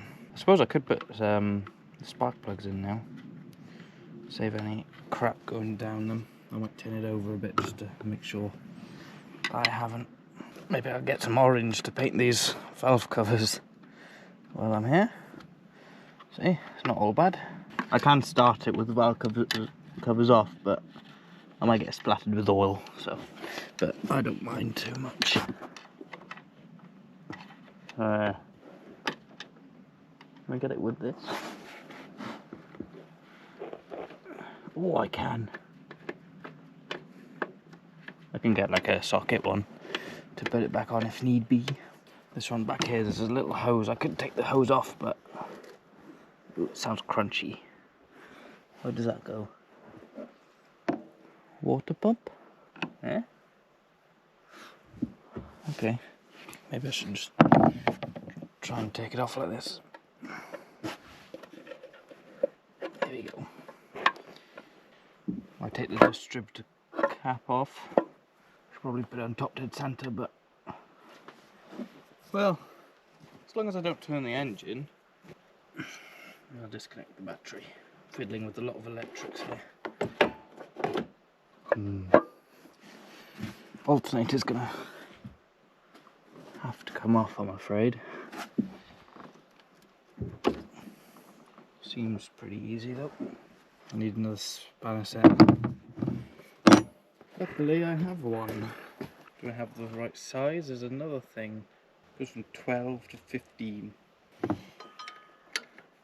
Ooh, that fits. What's that? Oh yes, my stretched out 12. That'll work. Because the ring end doesn't work.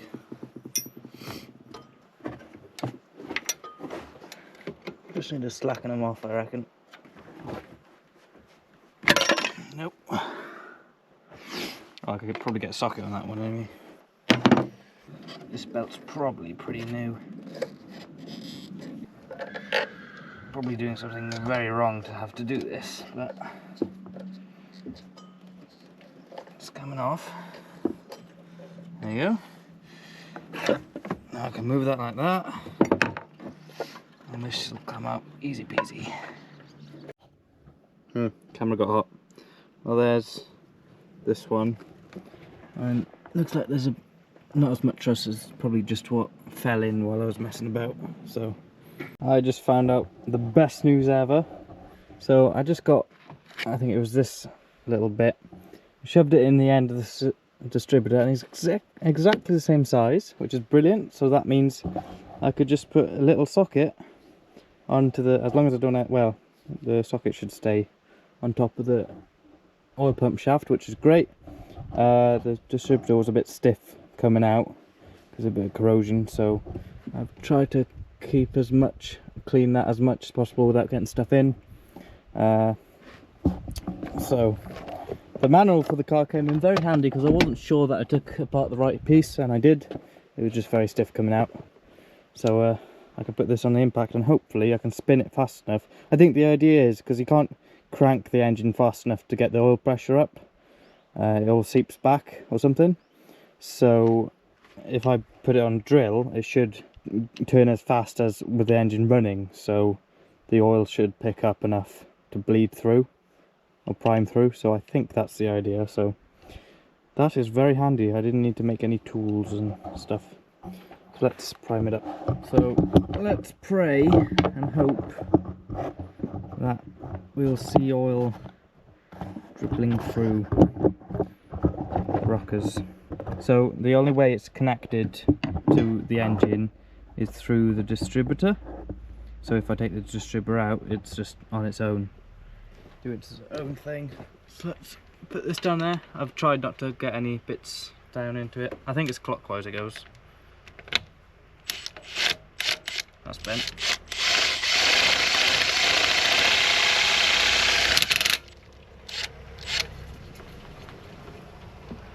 Alright. Right, let's try again. I think I've bent a bit of this thing. So.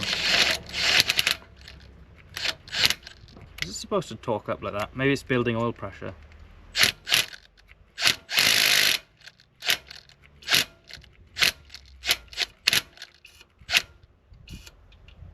Okay, I can hear oil and stuff moving. Oh, there's oil pressure on the gauge, so the pump's working. Hoping it's not clogged up or something. That's why it's not coming to the top. I don't know, but hopefully it goes down to the crankshaft, because the top I can adjust the top, see, but I don't want the bearings to get wrecked. Using an impact isn't the best thing to use either.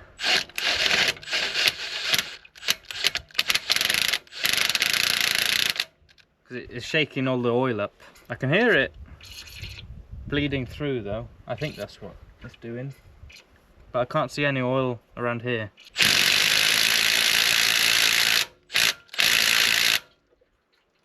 Maybe it's not strong enough. I don't have anything else to use. I can't put the drill on this as a thing. Don't have any way to, I don't think. I got another socket set, maybe it's got a solution. Meanwhile, I'm starting to be able to unlock things. It's a miracle with the keys I've got. So I have got keys, they're just all worn out. This one won't move at all, which is kind of concerning. You can get a cap that doesn't have a key on it, but it looks cooler, I think, with the key. So I'm going to move on to this door then, and then the glove box. Hopefully there's some spare keys in there or something, which are like newer. The interesting thing is the wiper is like not on the tailgate, so, and the gas strap. No, okay, that. Oh, is it? Wait. So if it's all the way up, it locks. Is it supposed to be like that, or am I just being lucky? I don't want it to slam shut. Well, the good thing is, okay,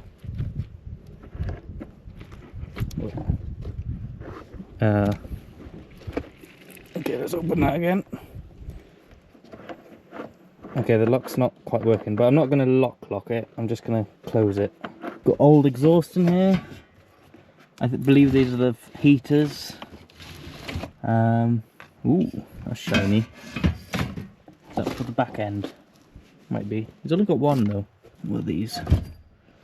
Yeah, so I'm going to take all this out because I still need to drain all the water out. I've gotten the stuff in the floor pans. I've taken the seats, the bottoms of the back seats out, because they were a little damp, I noticed, and there's water hidden down there, probably from the way back, bringing it back, but might not be as well. So might try and keep all the leather in, but pressure wash all the carpet before taking it out, because it does smell a bit in there. And then pressure wash it again then after. So I'm just going to pressure wash it before, just to make it more pleasant to take out, to be honest. Hopefully there's not too much in the boot, but the good thing, as I keep saying, is that it's fiberglass. It says it's yellow, but it's more orange, to be honest. Yeah, all this is just lovely. The headliners, there's like a cushion above it, which a bit manky, but I'm going to try and keep in. But yeah, very nice. So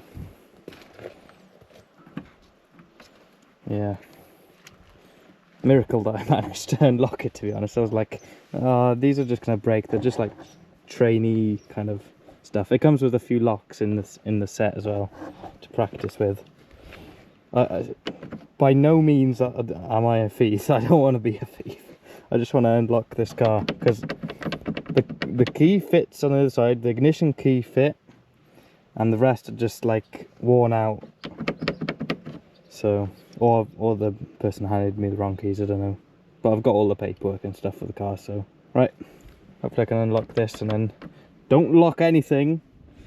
Hopefully I can get new key barrels and stuff.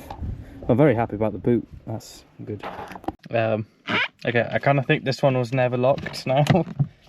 I wasn't pulling on it hard enough. But oh my word, this is a nice glove box. Oh, better not show that. What's this? A little bit of fabricated something, and a screw.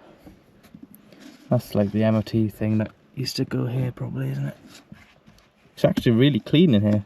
Jeez. Okay. Well, no spare keys. They're probably all on the keyring, to be honest. Where did I put it? I've forgotten where I put all the keys. Oh, yeah. Oops. See the ignition. So there's this random little one. There's two the same. Maybe there's three the same.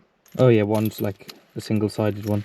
And then the ignition keys. This one, it fit into the ignition barrel, but the ignition barrel was cracked, so everything was like separating apart instead of pushing on the locks. And then this one, I think they've had trouble with the ignition barrel before, because that one is snapped, and they were smart enough to think, oh, we better not go further further. So yeah, there we go. But happy I got the glove box.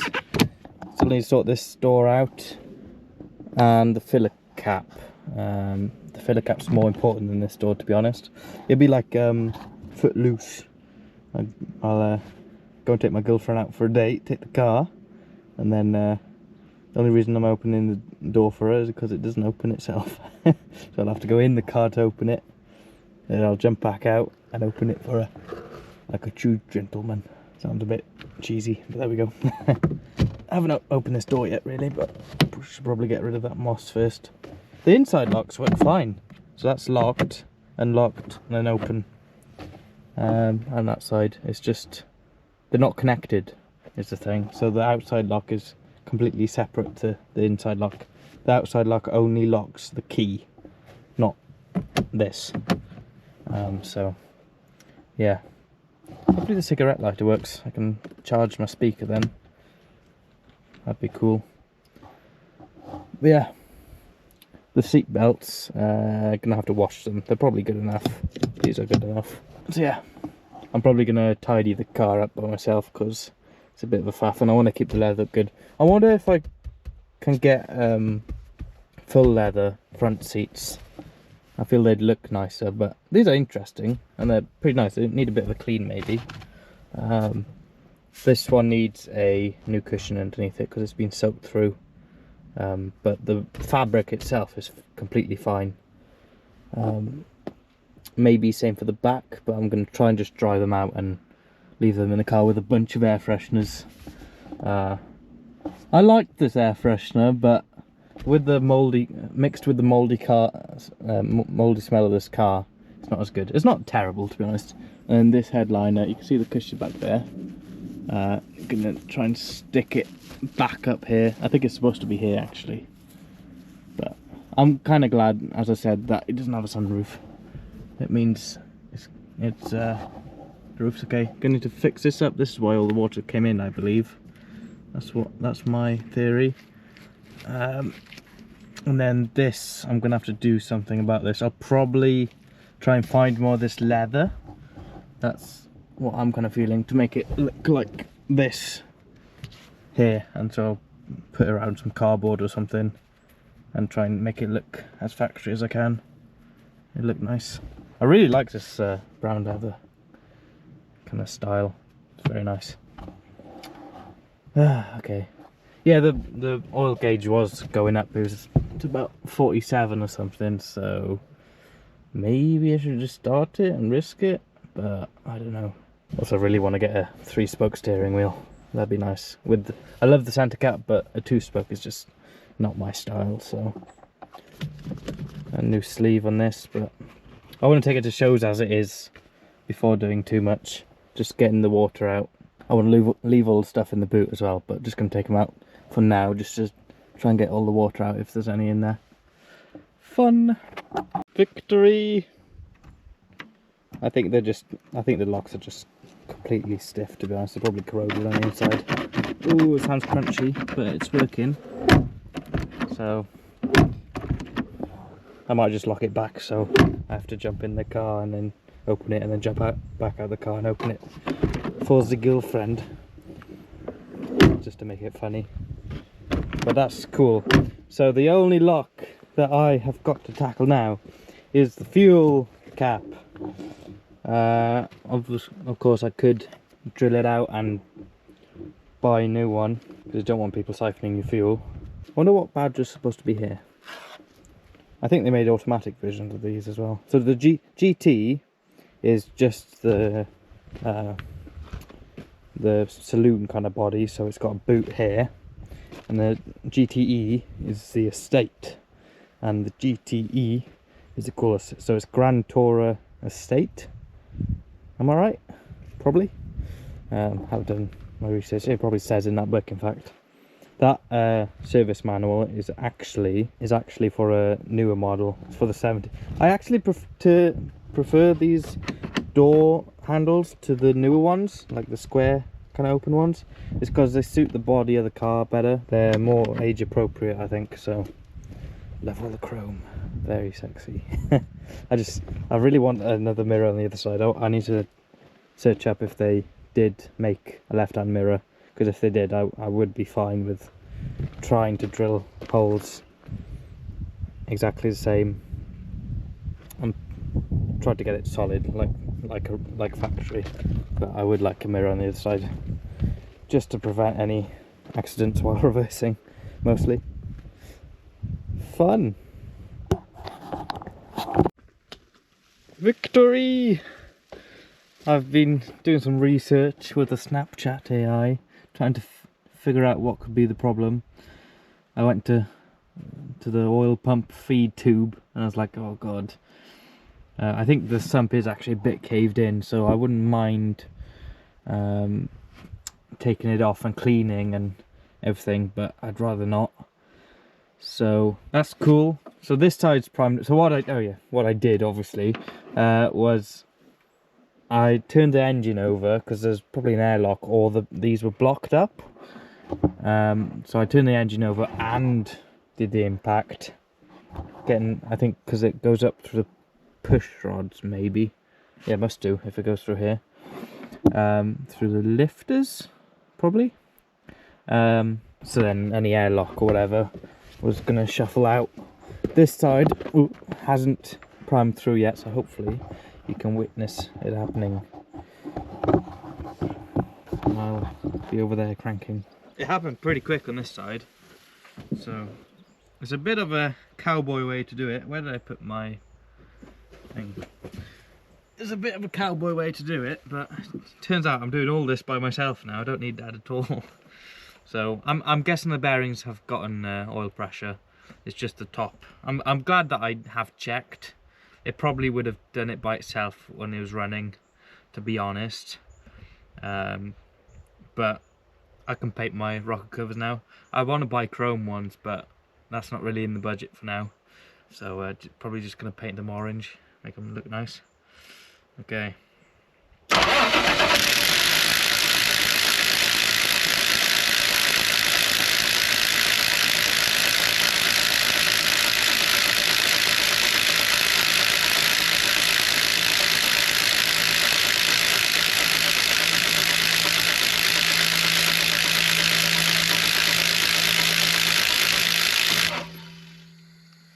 Okay, that took a bit of time. Have all of them got oil? Yeah, that took a lot longer. It's only started really, and the other end's full now, and it's kind of dribbling all over the place. So the engine has got too much oil in it now. Maybe I should keep going until it's gone back in, but at least they've all got oil now. That one's only started, you see. Don't really want them to dribble everywhere, but they're going to anyway. I'm going to keep cranking and just getting the oil going back in. Of course, now I have, so I haven't really marked anything properly, so I'm going to have to put the first cylinder in top dead center, and then figure out which lead goes to where on the cap, and then I'll turn the distributor, and hopefully the teeth will line up pretty good. I want it to be, I don't want it to be too advanced or too, like, advanced is like, if you go too advanced, the spark will happen after the spark will happen too early, so then it'll try and run backwards or just not run.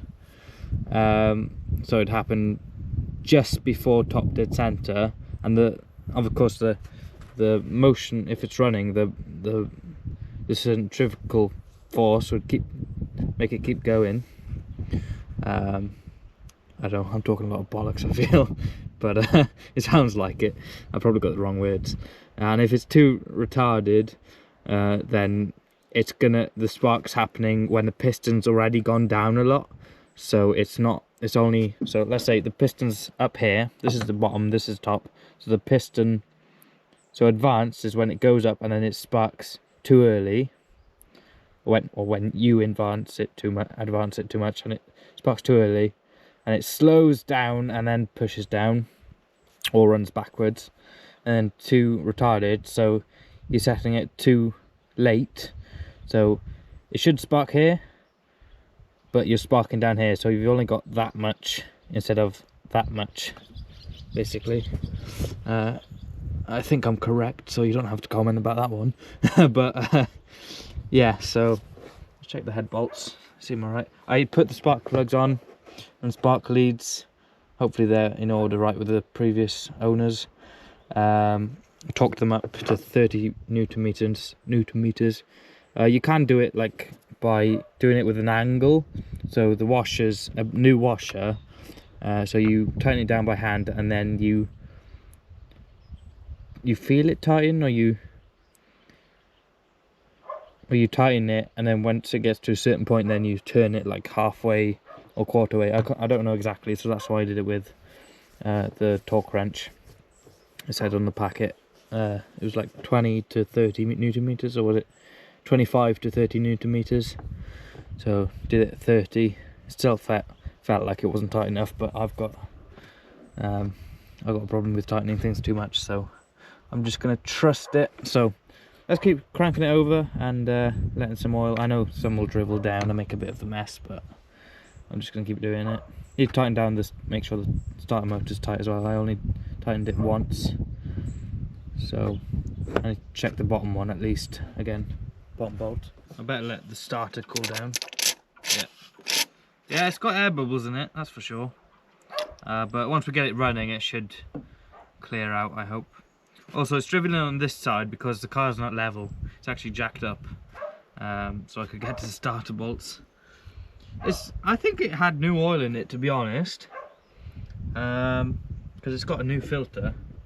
So, but because I put diesel and penetrating fluid down the cylinders, I do want to change it anyway. It's a bit of a shame, but I got a better engine in the end. So yeah, I'm gonna probably sand this. I'll put the valve covers back on. I know it doesn't sound right, but or should I just, I don't know, what should I do? Should I just run it as it is? Or maybe I'll put the jacks down, because it's dribbling oil all over the end. Right, I'll get back when I've timed it all up. So I need to put one of the cylinders. I'm calling this one over here 1. I'm not sure if it is, but I don't know.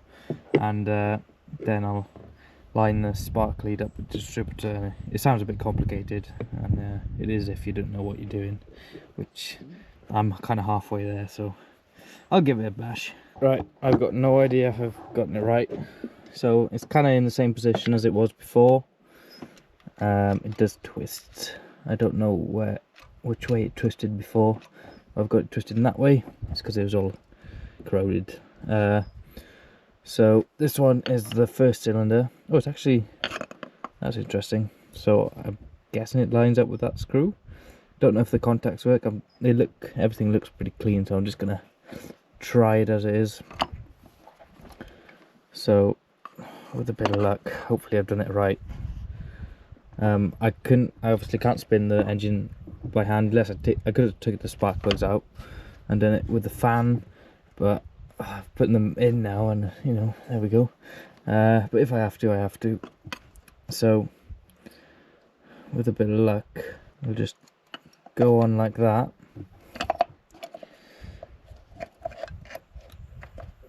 I don't know. We can only try it, so I haven't tightened it down yet because I'm guessing I'm probably gonna have to turn it.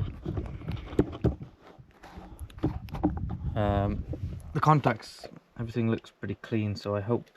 What's the? Oh, that's why. That's one on.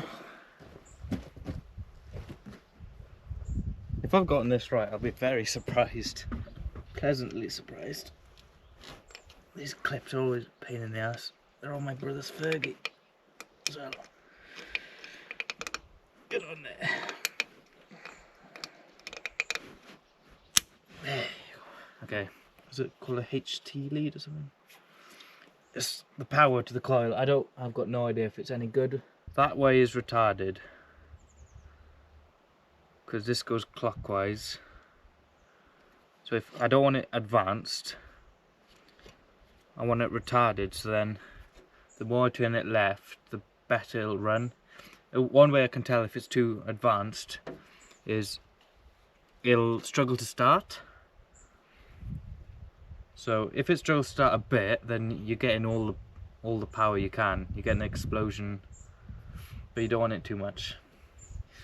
Right, I got no petrol, so I might as well just get some easy start. I don't want to hook any petrol. I'm gonna put 2-stroke petrol into it, but I don't want to do anything right now. So maybe I'll just start it as it is now, because it might have some fumes left in the cylinders. So let's put it all the way retarded. Obviously I'm putting it all the way retarded, but I don't know if I've lined everything up properly. So we'll just try it and see. Actually I might. Okay, so ignition's off now.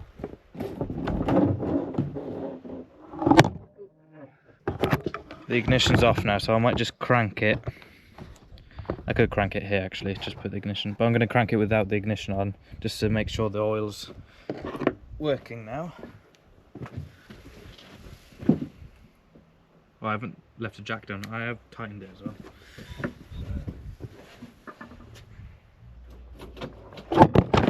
So we should have less oil spillage now, hopefully. It's more level. This is a moment in history, and I'm expecting to backfire and everything, but I hope it'll only be one cylinder off, so I could always just swap the leads around. Actually, that's one thing I could do.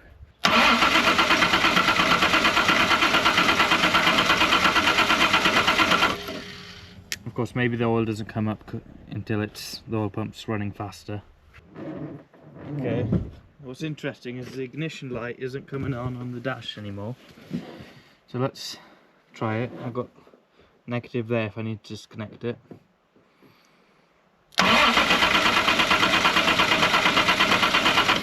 Okay, I'm gonna go and get some spray. Okay, so I don't actually like easy start because it doesn't lubricate the cylinder like petrol or diesel.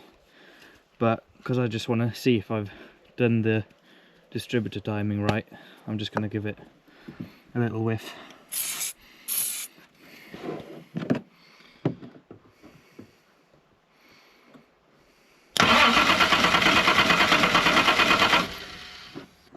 Oh yeah, battery.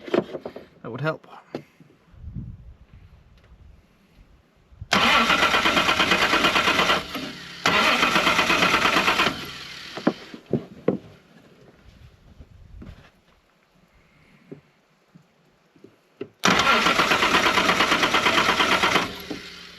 Right, sandpaper. The coil might be bad as well. That's a possibility.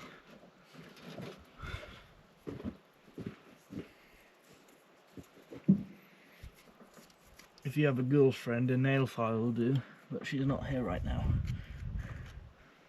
I've got a screwdriver. Disconnect the battery. I want to rest that. I'll just put it on the engine somewhere. You don't metal really. I'll rest it on the battery terminal, that should do it. Oh wait, no, I want it on the negative, not the positive. I'll rest it on there then. Hope it works. It's not making any spark. The coil could always be bad.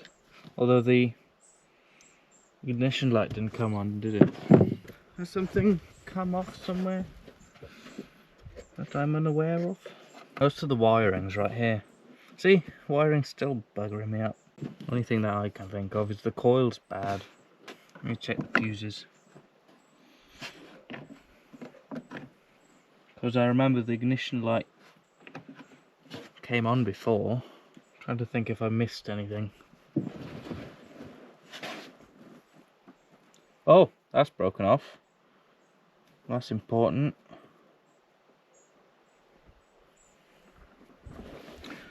Might have found our issue. Right, I'll sandpaper that and give it some vice grips.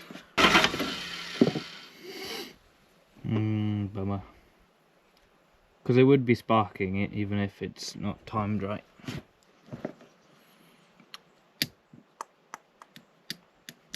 Weird thing is the ignition light was on before, it was working. And it's not anymore. That can't be because the alternator's unplugged. I mean, I don't know. Is it?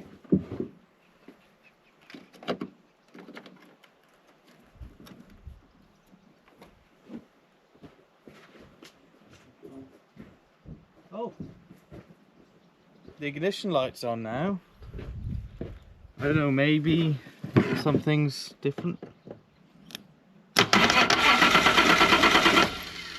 No, but I mean it changed. Plugging the alternator, plugging the alternator plug in gives me an ignition light even though the belt's not on. That's interesting.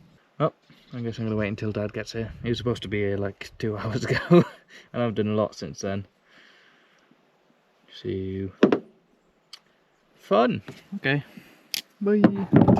Here we have a brake slash disc brake puller. It's basically just a big puller that hopefully is strong enough, won't break. I mean, lots of people have bought them, and this is the type of one I wanted. It's only a 2-prong one, but this is the kind of one I wanted for this job. Also, a new filter arrived, so that's cool. An air filter. I've got a new coil arriving. I'm not sure if I told you, but I think the coil's bad. I think that's the issue we're having with the no spark. It looks quite old and stuff anyway, so I'm getting one of the coils from the electronic ignition kits. Well, basically if you search up coil then you only get the kit, but then I searched up that company's was it like Stealth or something, that company's coil, and you can just buy the coil by itself for like half the price, less than half the price even. So that's what I'm doing. My brother told me just to buy a Lucas coil, but I want something flashy anyway. But seeing as our distributor's good, why would I go and put an electronic ignition in it? Because I might just fuck it up as well. So let's try this out. There's a little thing in the middle of there that I can put the pointer bit on, so that's awesome. Let's check it out. Oh, upside down. It's very simple. Is that to go into a big one? Probably. I don't think I need it. And then I can just put a socket and an impact on there. It's very big as well. This will do the job nicely. Oh, it's got springs in it. Oh, that's cool. I like this. Okay, let me set up my where's my tripod at? Okay, with a bit of luck, this will go smoothly. Hopefully the shoes stay where they are, but they might come out with the whole thing. Should I heat up the drum before start? Oh, that's hot. Shouldn't have put that in front of the window. Should I heat up the drum as well? I don't know. I think I've gotten off quite lucky with the brakes, to be honest. Only having one stick in. Although it is a drum, so... But it's only one drum, so it's fine. Oh yeah, so, you know, I dropped my socket set yesterday. Well, I spent most of the night picking stuff up and tidying up. And there's like 3 bits missing. There's a little extension, a screwdriver piece, but they all should be over there somewhere, so hopefully they haven't gone very far. And was it another socket? I can't remember. There were Allen keys in that thing. Oh no, I dented it as well. I like that socket set. I like it. Okay, how do we... What's the best way of doing this? It's not too hard to set up, because most people aren't going to be doing this very often, are they? Okay, we're set up. We just need to get a socket to fit that. I have got impact sockets in my other socket set, but every time I open it, everything goes everywhere. So, yeah. Bigger than that. Let me guess, is it a... what's this? 18? No. Is it 20? No, it's a 19. Okay. Right, a bit scared. These are always scary, but they're not actually as scary as they seem, I think.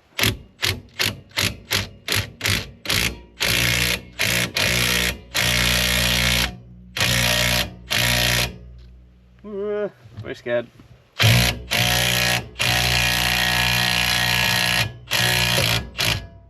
Okay, I think one broke loose. Should I tap it with a hammer? That might be a good idea. Because one's broken loose, but the other hasn't. Have I got a hammer? Hopefully. I'm very short on hammers around here. I don't think we have another hammer. So I'm just going to have to risk it and cover me that. It seems like it's going alright. Oh yeah, oh, and they stayed in as well, so nothing's too bent. And those look pretty fresh as well. They got enough meat on them. So, oh, lovely. Okay. Not going to check the bearings right now. But I think there's a grease nipple on the axle for the bearing. That's interesting.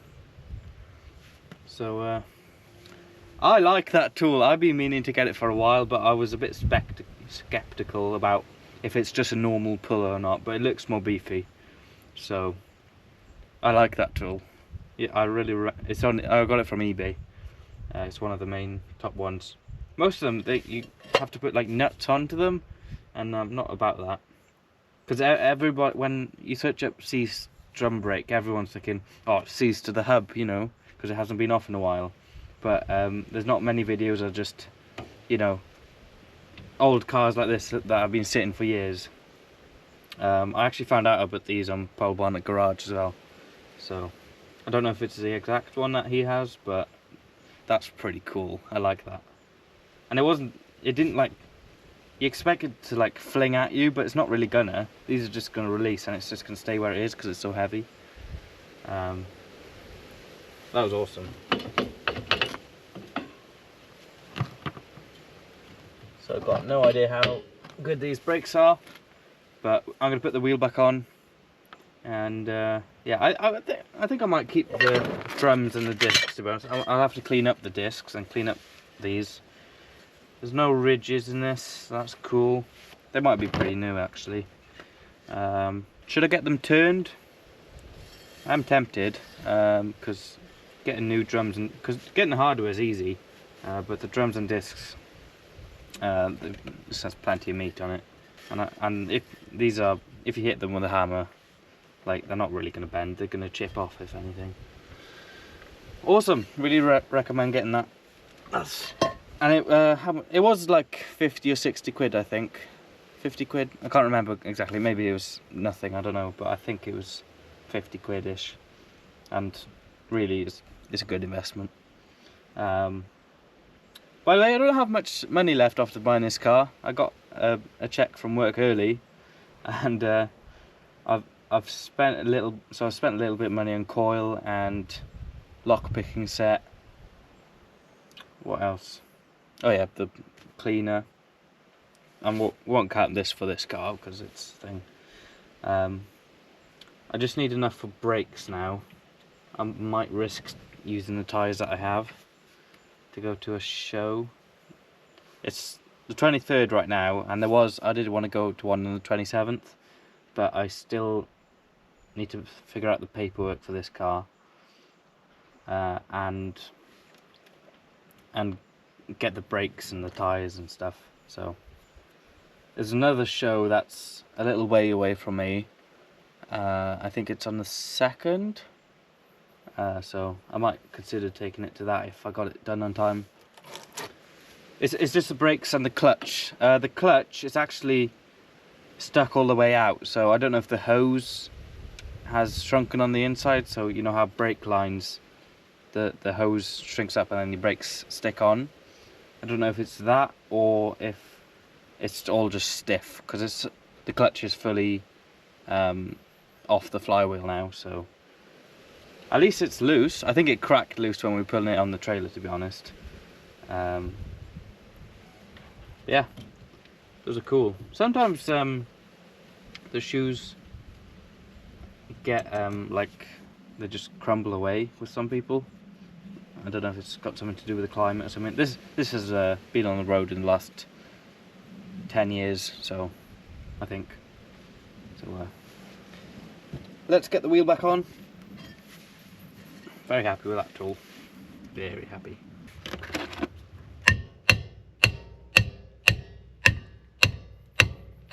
I'm a professional, okay?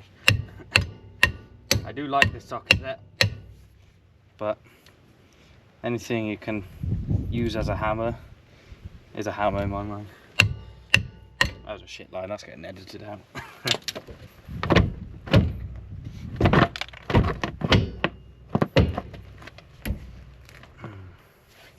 Where's that hammer? They'll clean off, that's just the rust. There's my box of bits. I might try using that on the Clio actually. That'll be a proper test. It's very hot in that car. There's a bit of water in here and it's actually kind of hot. There it is. I'll try and put some stuff on it.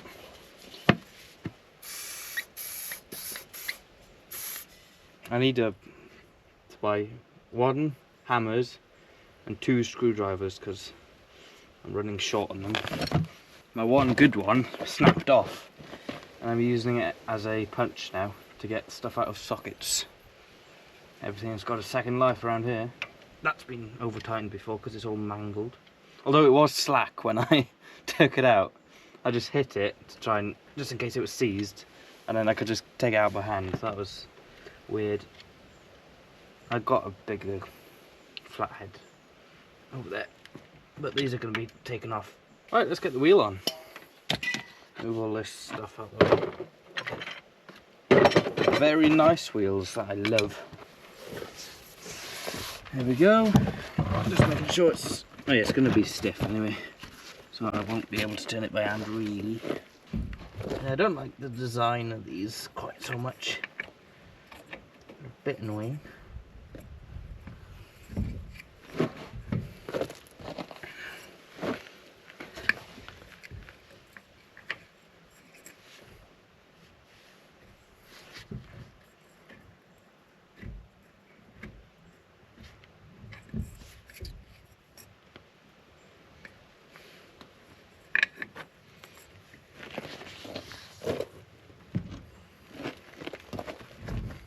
Bloody hell.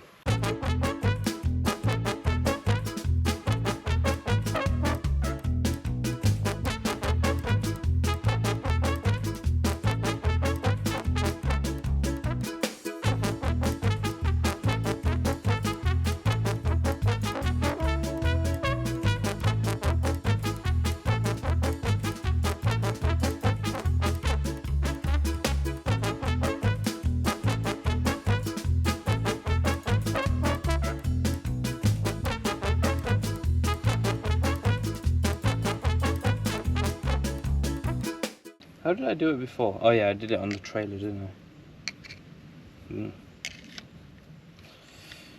Right.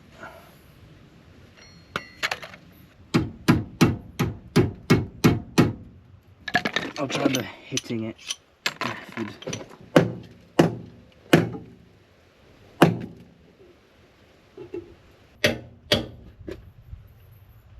There we go.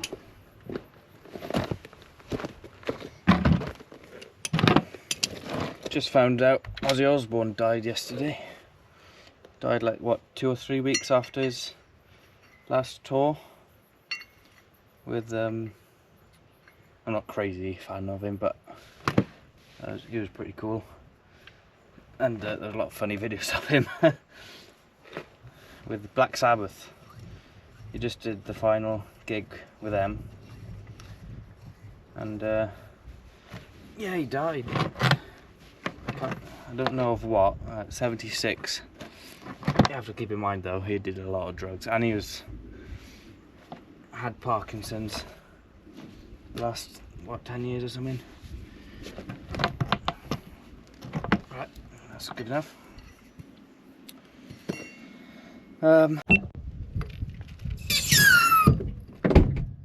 Oh, back window shut. Okay, this has just arrived today. The AccuSpark Sports 1.5 ohm ignition coil for the old cars. I got it much cheaper than usual because I searched up the actual coil itself from this company, so I didn't have to pay for the whole electronic ignition conversion kit. I would buy a timing light actually to help find top dead center the first cylinder with the spark, to slot the thing in properly. However, I don't have much money right now, so let's hope this is going to work and we'll get some spark, even if it's not timed right. As long as we get some spark, I'll be very happy, because then I can just fine-tune things. Right, I'm going to put my camera to charge. It's kind of empty. Okay, I think maybe my old coil was alright, because now having it out, it doesn't look actually that bad. And I went to look at the points again because there wasn't any spark, and it was really weak. Like I could get spark if I arced from, like, with a screwdriver, but it wouldn't do it at the points. So I've tried to clean the points. I don't know if they're worn out, or maybe the wire to the coil is worn out or something, because I've put a 12 volt straight to the coil and it seems to be working a bit better. Not much better, but I think it's basically at where it's supposed to be now, because it's very consistent. But I can't see a big spark, but I can. Yes, a bit tricky. Oop.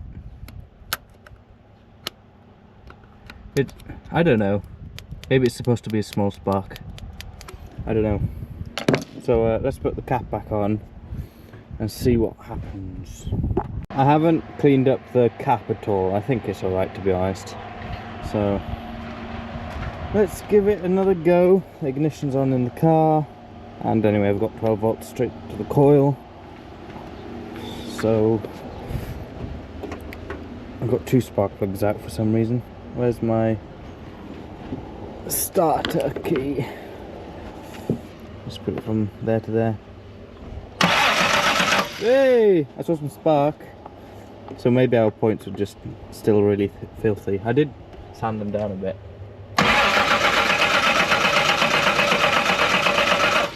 I think we have really weak spark though. That's the only thing. But I think it's enough to see if it'll pop off. So let's give it a go. Where's my other spark plug actually? I had 2. Oh, here it is. Right, let's give this one a go.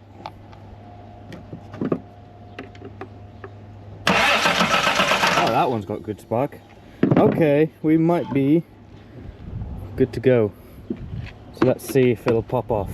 Dad's really upset that I got easy start, but it's only to see if my timing's correct, or on a really shit old engine that I know that's gonna blow up any minute. But this one's not gonna. I'm just gonna see if I got my timing right, and I won't be surprised if it's not, to be honest. I need to get a timing light. I should probably disconnect the fuel lines and stuff, but I guess I could see if fuel comes up through here. Don't need those. So yeah, I mean a spare coil is always good actually. I mean, you can put a coil on any thing really. Oh, which one's which? I told him not to take it off. Oh, I can tell actually, because this one's number 1. So I've got a... Oh, the coil's hot. Is that worrying? Is it because I got 12 volts straight to it maybe?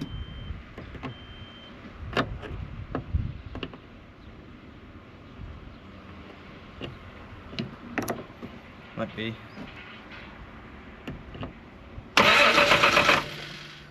Right.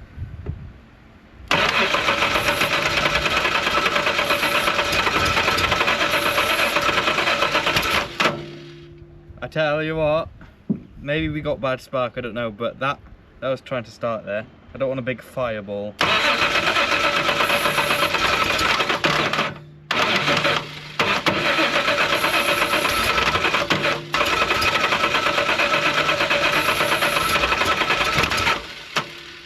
Might need to open the throttle. I don't like using easy start that much because it doesn't have much lubricant. Which one's the... Oh, I think our throttle butterflies might be stuck. Actually no, they're there. That's interesting. We keep them on open.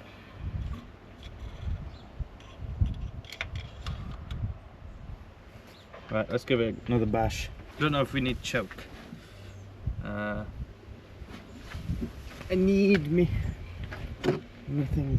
I will be putting 2-stroke oil straight, you know, just like on a temporary fuel system, because I still can't get to the fuel tank.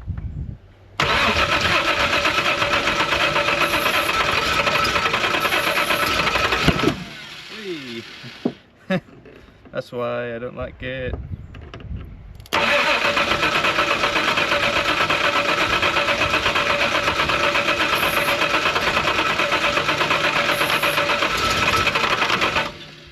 It's trying. Should we... I'm a bit scared to hook up fuel. I'm also scared to have a big fireball.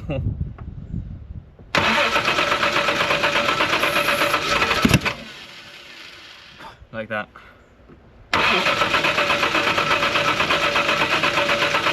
Oh, it might be backfiring actually. Wait, so that sway all retarded.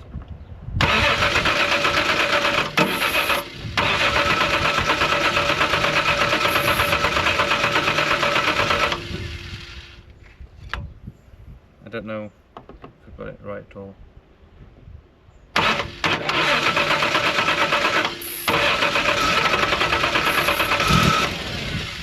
I tell you what, I think I got my timing right. Maybe it's one spark plug over, but that was not too bad there.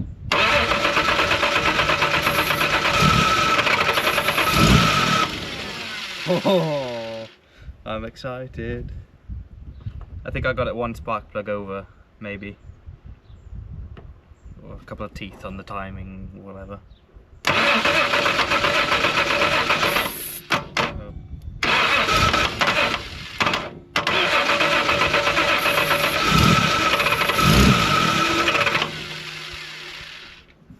That sounds like I got the timing right. I don't know which way's what.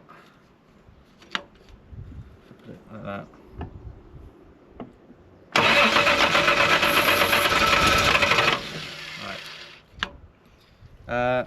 Right, I'm tempted to hook fuel into it because I don't want to keep running it on this. I got some 2-stroke.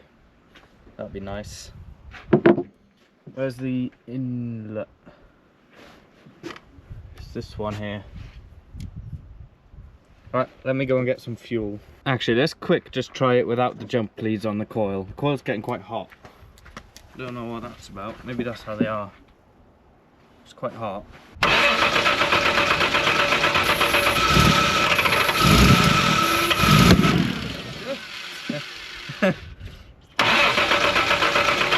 That's what happens.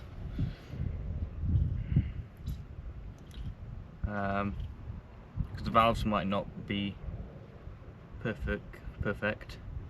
I have got new rocket cover gaskets. The old ones are pretty good actually, the cork. I haven't got any oil coming up. I might just crank it as it is.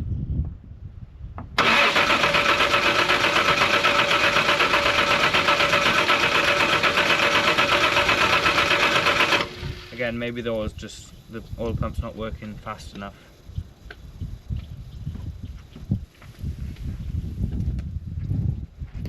Right, I'm gonna get some fuel and then I'm just gonna pray that nothing explodes badly. Okay, I've jerry-rigged something up here. It's probably by no means safe. So let's turn the tap on. And I don't know if it's gonna take the fuel or not. I didn't put much in it. Right, okay. Probably need to give it some choke.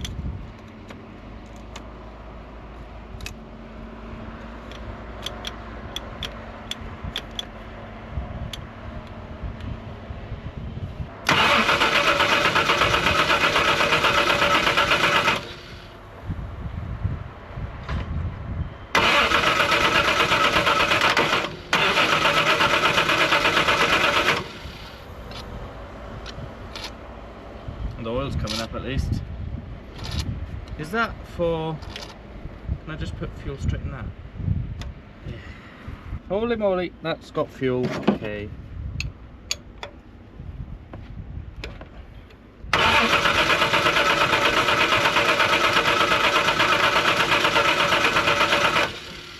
Oh, the throttle pumpy is working.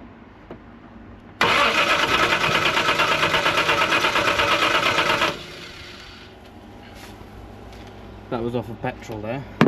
Can I turn it by the key maybe?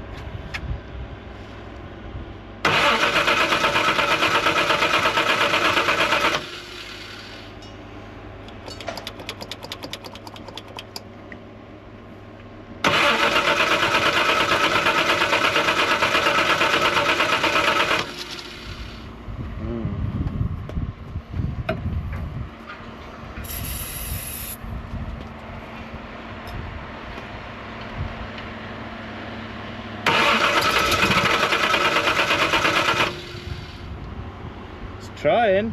It's getting fuel now. Just to figure out this choke. It doesn't go much, but maybe it doesn't need to. That's as much choke as I have. That's pouring fuel. Oh. There you go. Choke's working now.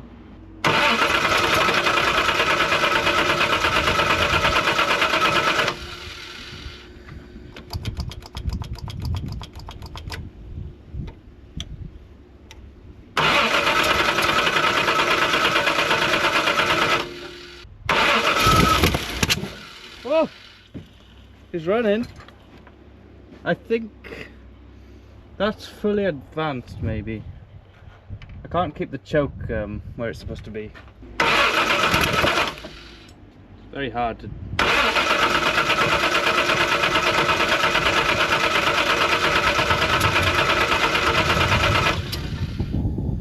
It's working better like that before.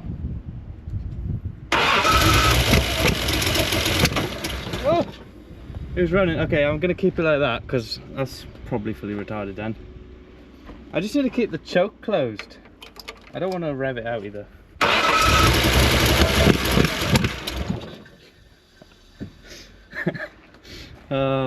Well, I think I got my timing right, or maybe it's a spark lead out, maybe.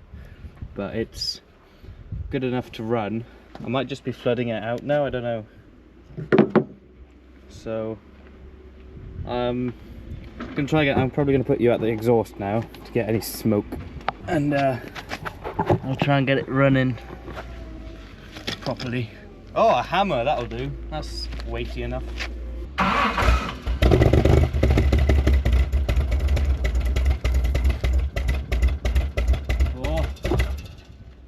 Oh. It was running. I just got a hammer on the choke now. That was running. Okay, I'm gonna try it again. Maybe a little less choke, I don't know. That was running for a good 1 or 2 seconds there. That's good. It wasn't even smoking that much.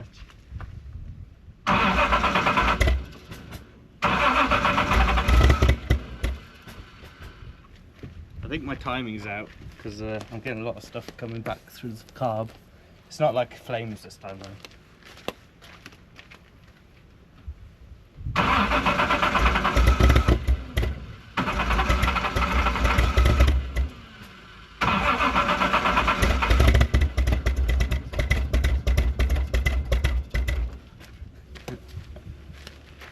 Our oil pressure's not great, so I need more revs than that.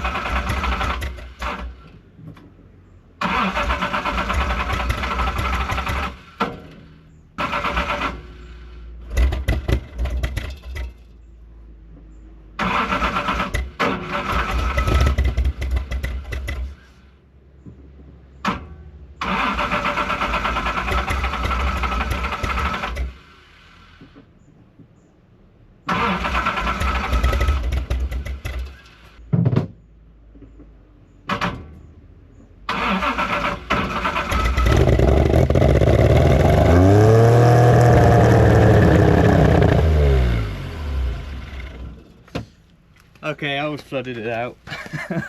I just took the spanner off the choke and it... Oh god. Must have built oil pressure then. Oh, a little butterfly. That wasn't good. Okay, well it should have burnt all that fuel now. I'm going to just start it from the key now. I bet I just flooded out. It's not good to start unrev engines when they're cold like that, but it must have built oil pressure, so it's not all bad. It's just the rings, the pistons haven't expanded with the heat, so the pistons will be flopping out about a bit.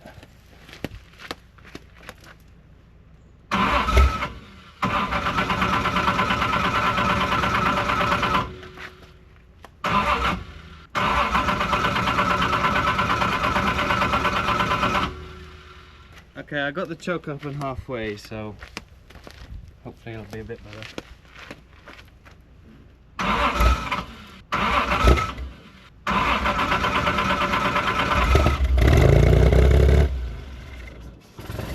Oh my god!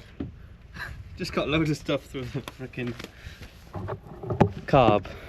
I was guessing because I probably flooded it, and then I couldn't get anything without the choke fully on.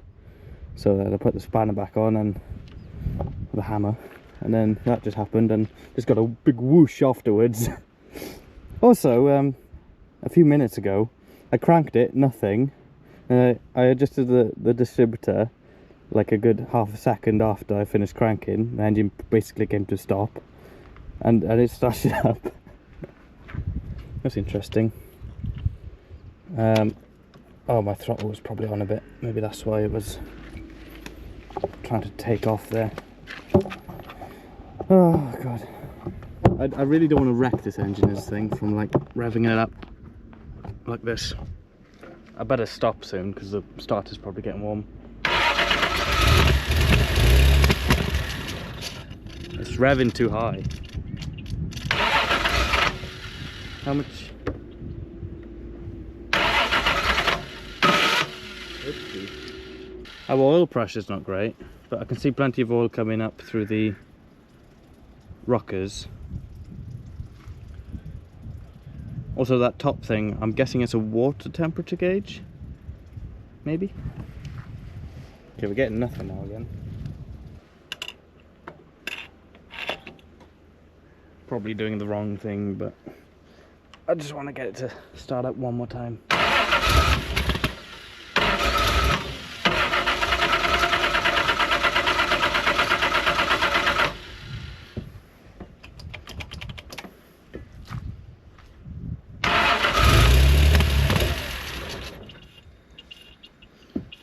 It sounds like 6 cylinders, so my timing is kind of right, at least. Maybe it's really retarded. Not like me at all. On the other hand, maybe we've gotten to the bottom. Oh, that's the problem. I've run out of fuel. Let's top it up until it gets up to the hose. I was probably just running it on pure easy start then. Let's give it a little top up. Although I'm kind of worried it's just going to rev a lot. Oh, aftermath bit. There's a lot more water on the ground now, and I saw it dribbling out down there underneath the starter motor. Because I know the middle core plug or freeze plug or whatever, you know, what they just put a plug in after doing the sand casting. That's what the real reason is for them. Not if it freezes they pop out and they save your engine. It can happen, but that's not what they're worth. You can see it dripping down there. Unless my fuel line's gone and that's fuel. But I can see like down the block here. Oh, that's hot. Where is it? That plug is a bit wet, so that's where some water's coming out. But the water has gone down a lot since running it, so maybe another one's just burst. I can hear it dribbling down now. Let me just smell this stuff. That's definitely fuel, actually. Oh my word. I think I've just ripped a fuel line or something. Did that explosion come from there, maybe?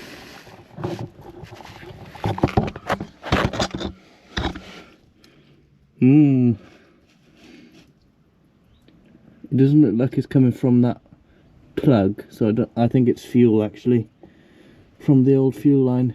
I think my block's okay. I don't think it's cracked or anything. It's just one of the plugs has a hole in it or something, because the water level goes down slowly. It was virtually empty when I got the car, so might put a pan under that or something. It's underneath the starter motor. I'm going to try and look at it after this video, like after I put the camera away, just to make sure it's a fuel line and not a big crack in the block or something. Maybe our oil pressure gauge is a bit clunky, because it was working fine before and it's not now. I'm not going to start this up off camera because I need to let the starter motor cool down for one thing. Yay. One final video.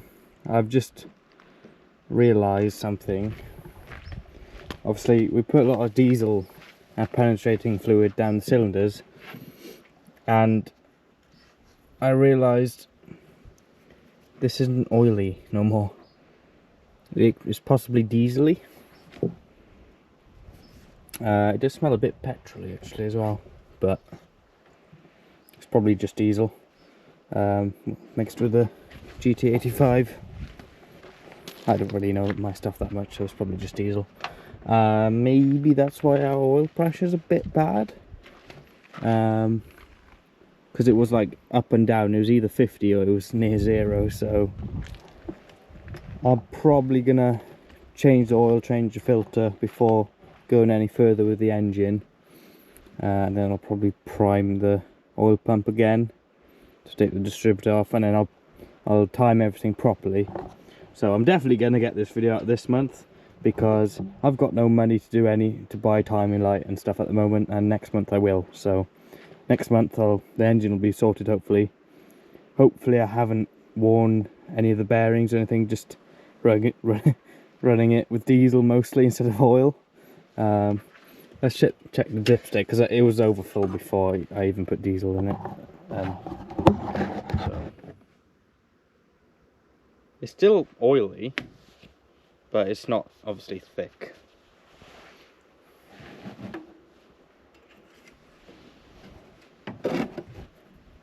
Also, I'm not checking in this on a very level area, so That's oily.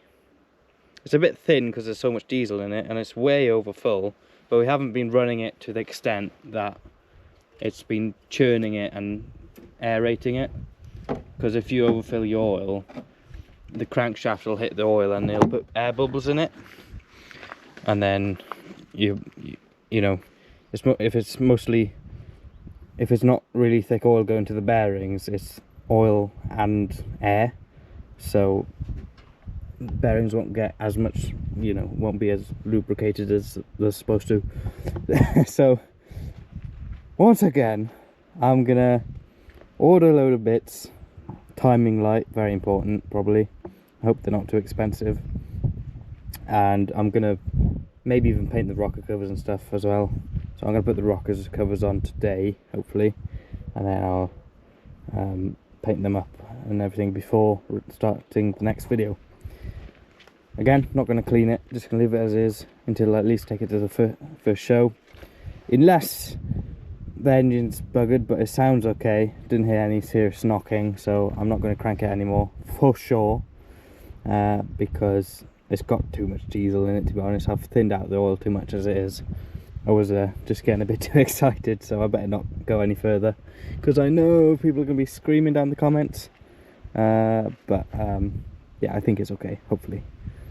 Except that revving up was not good in this, with all that diesel in there, because it's just too thin. Though diesel is a bit oily, but still it's not ideal. So see you next time.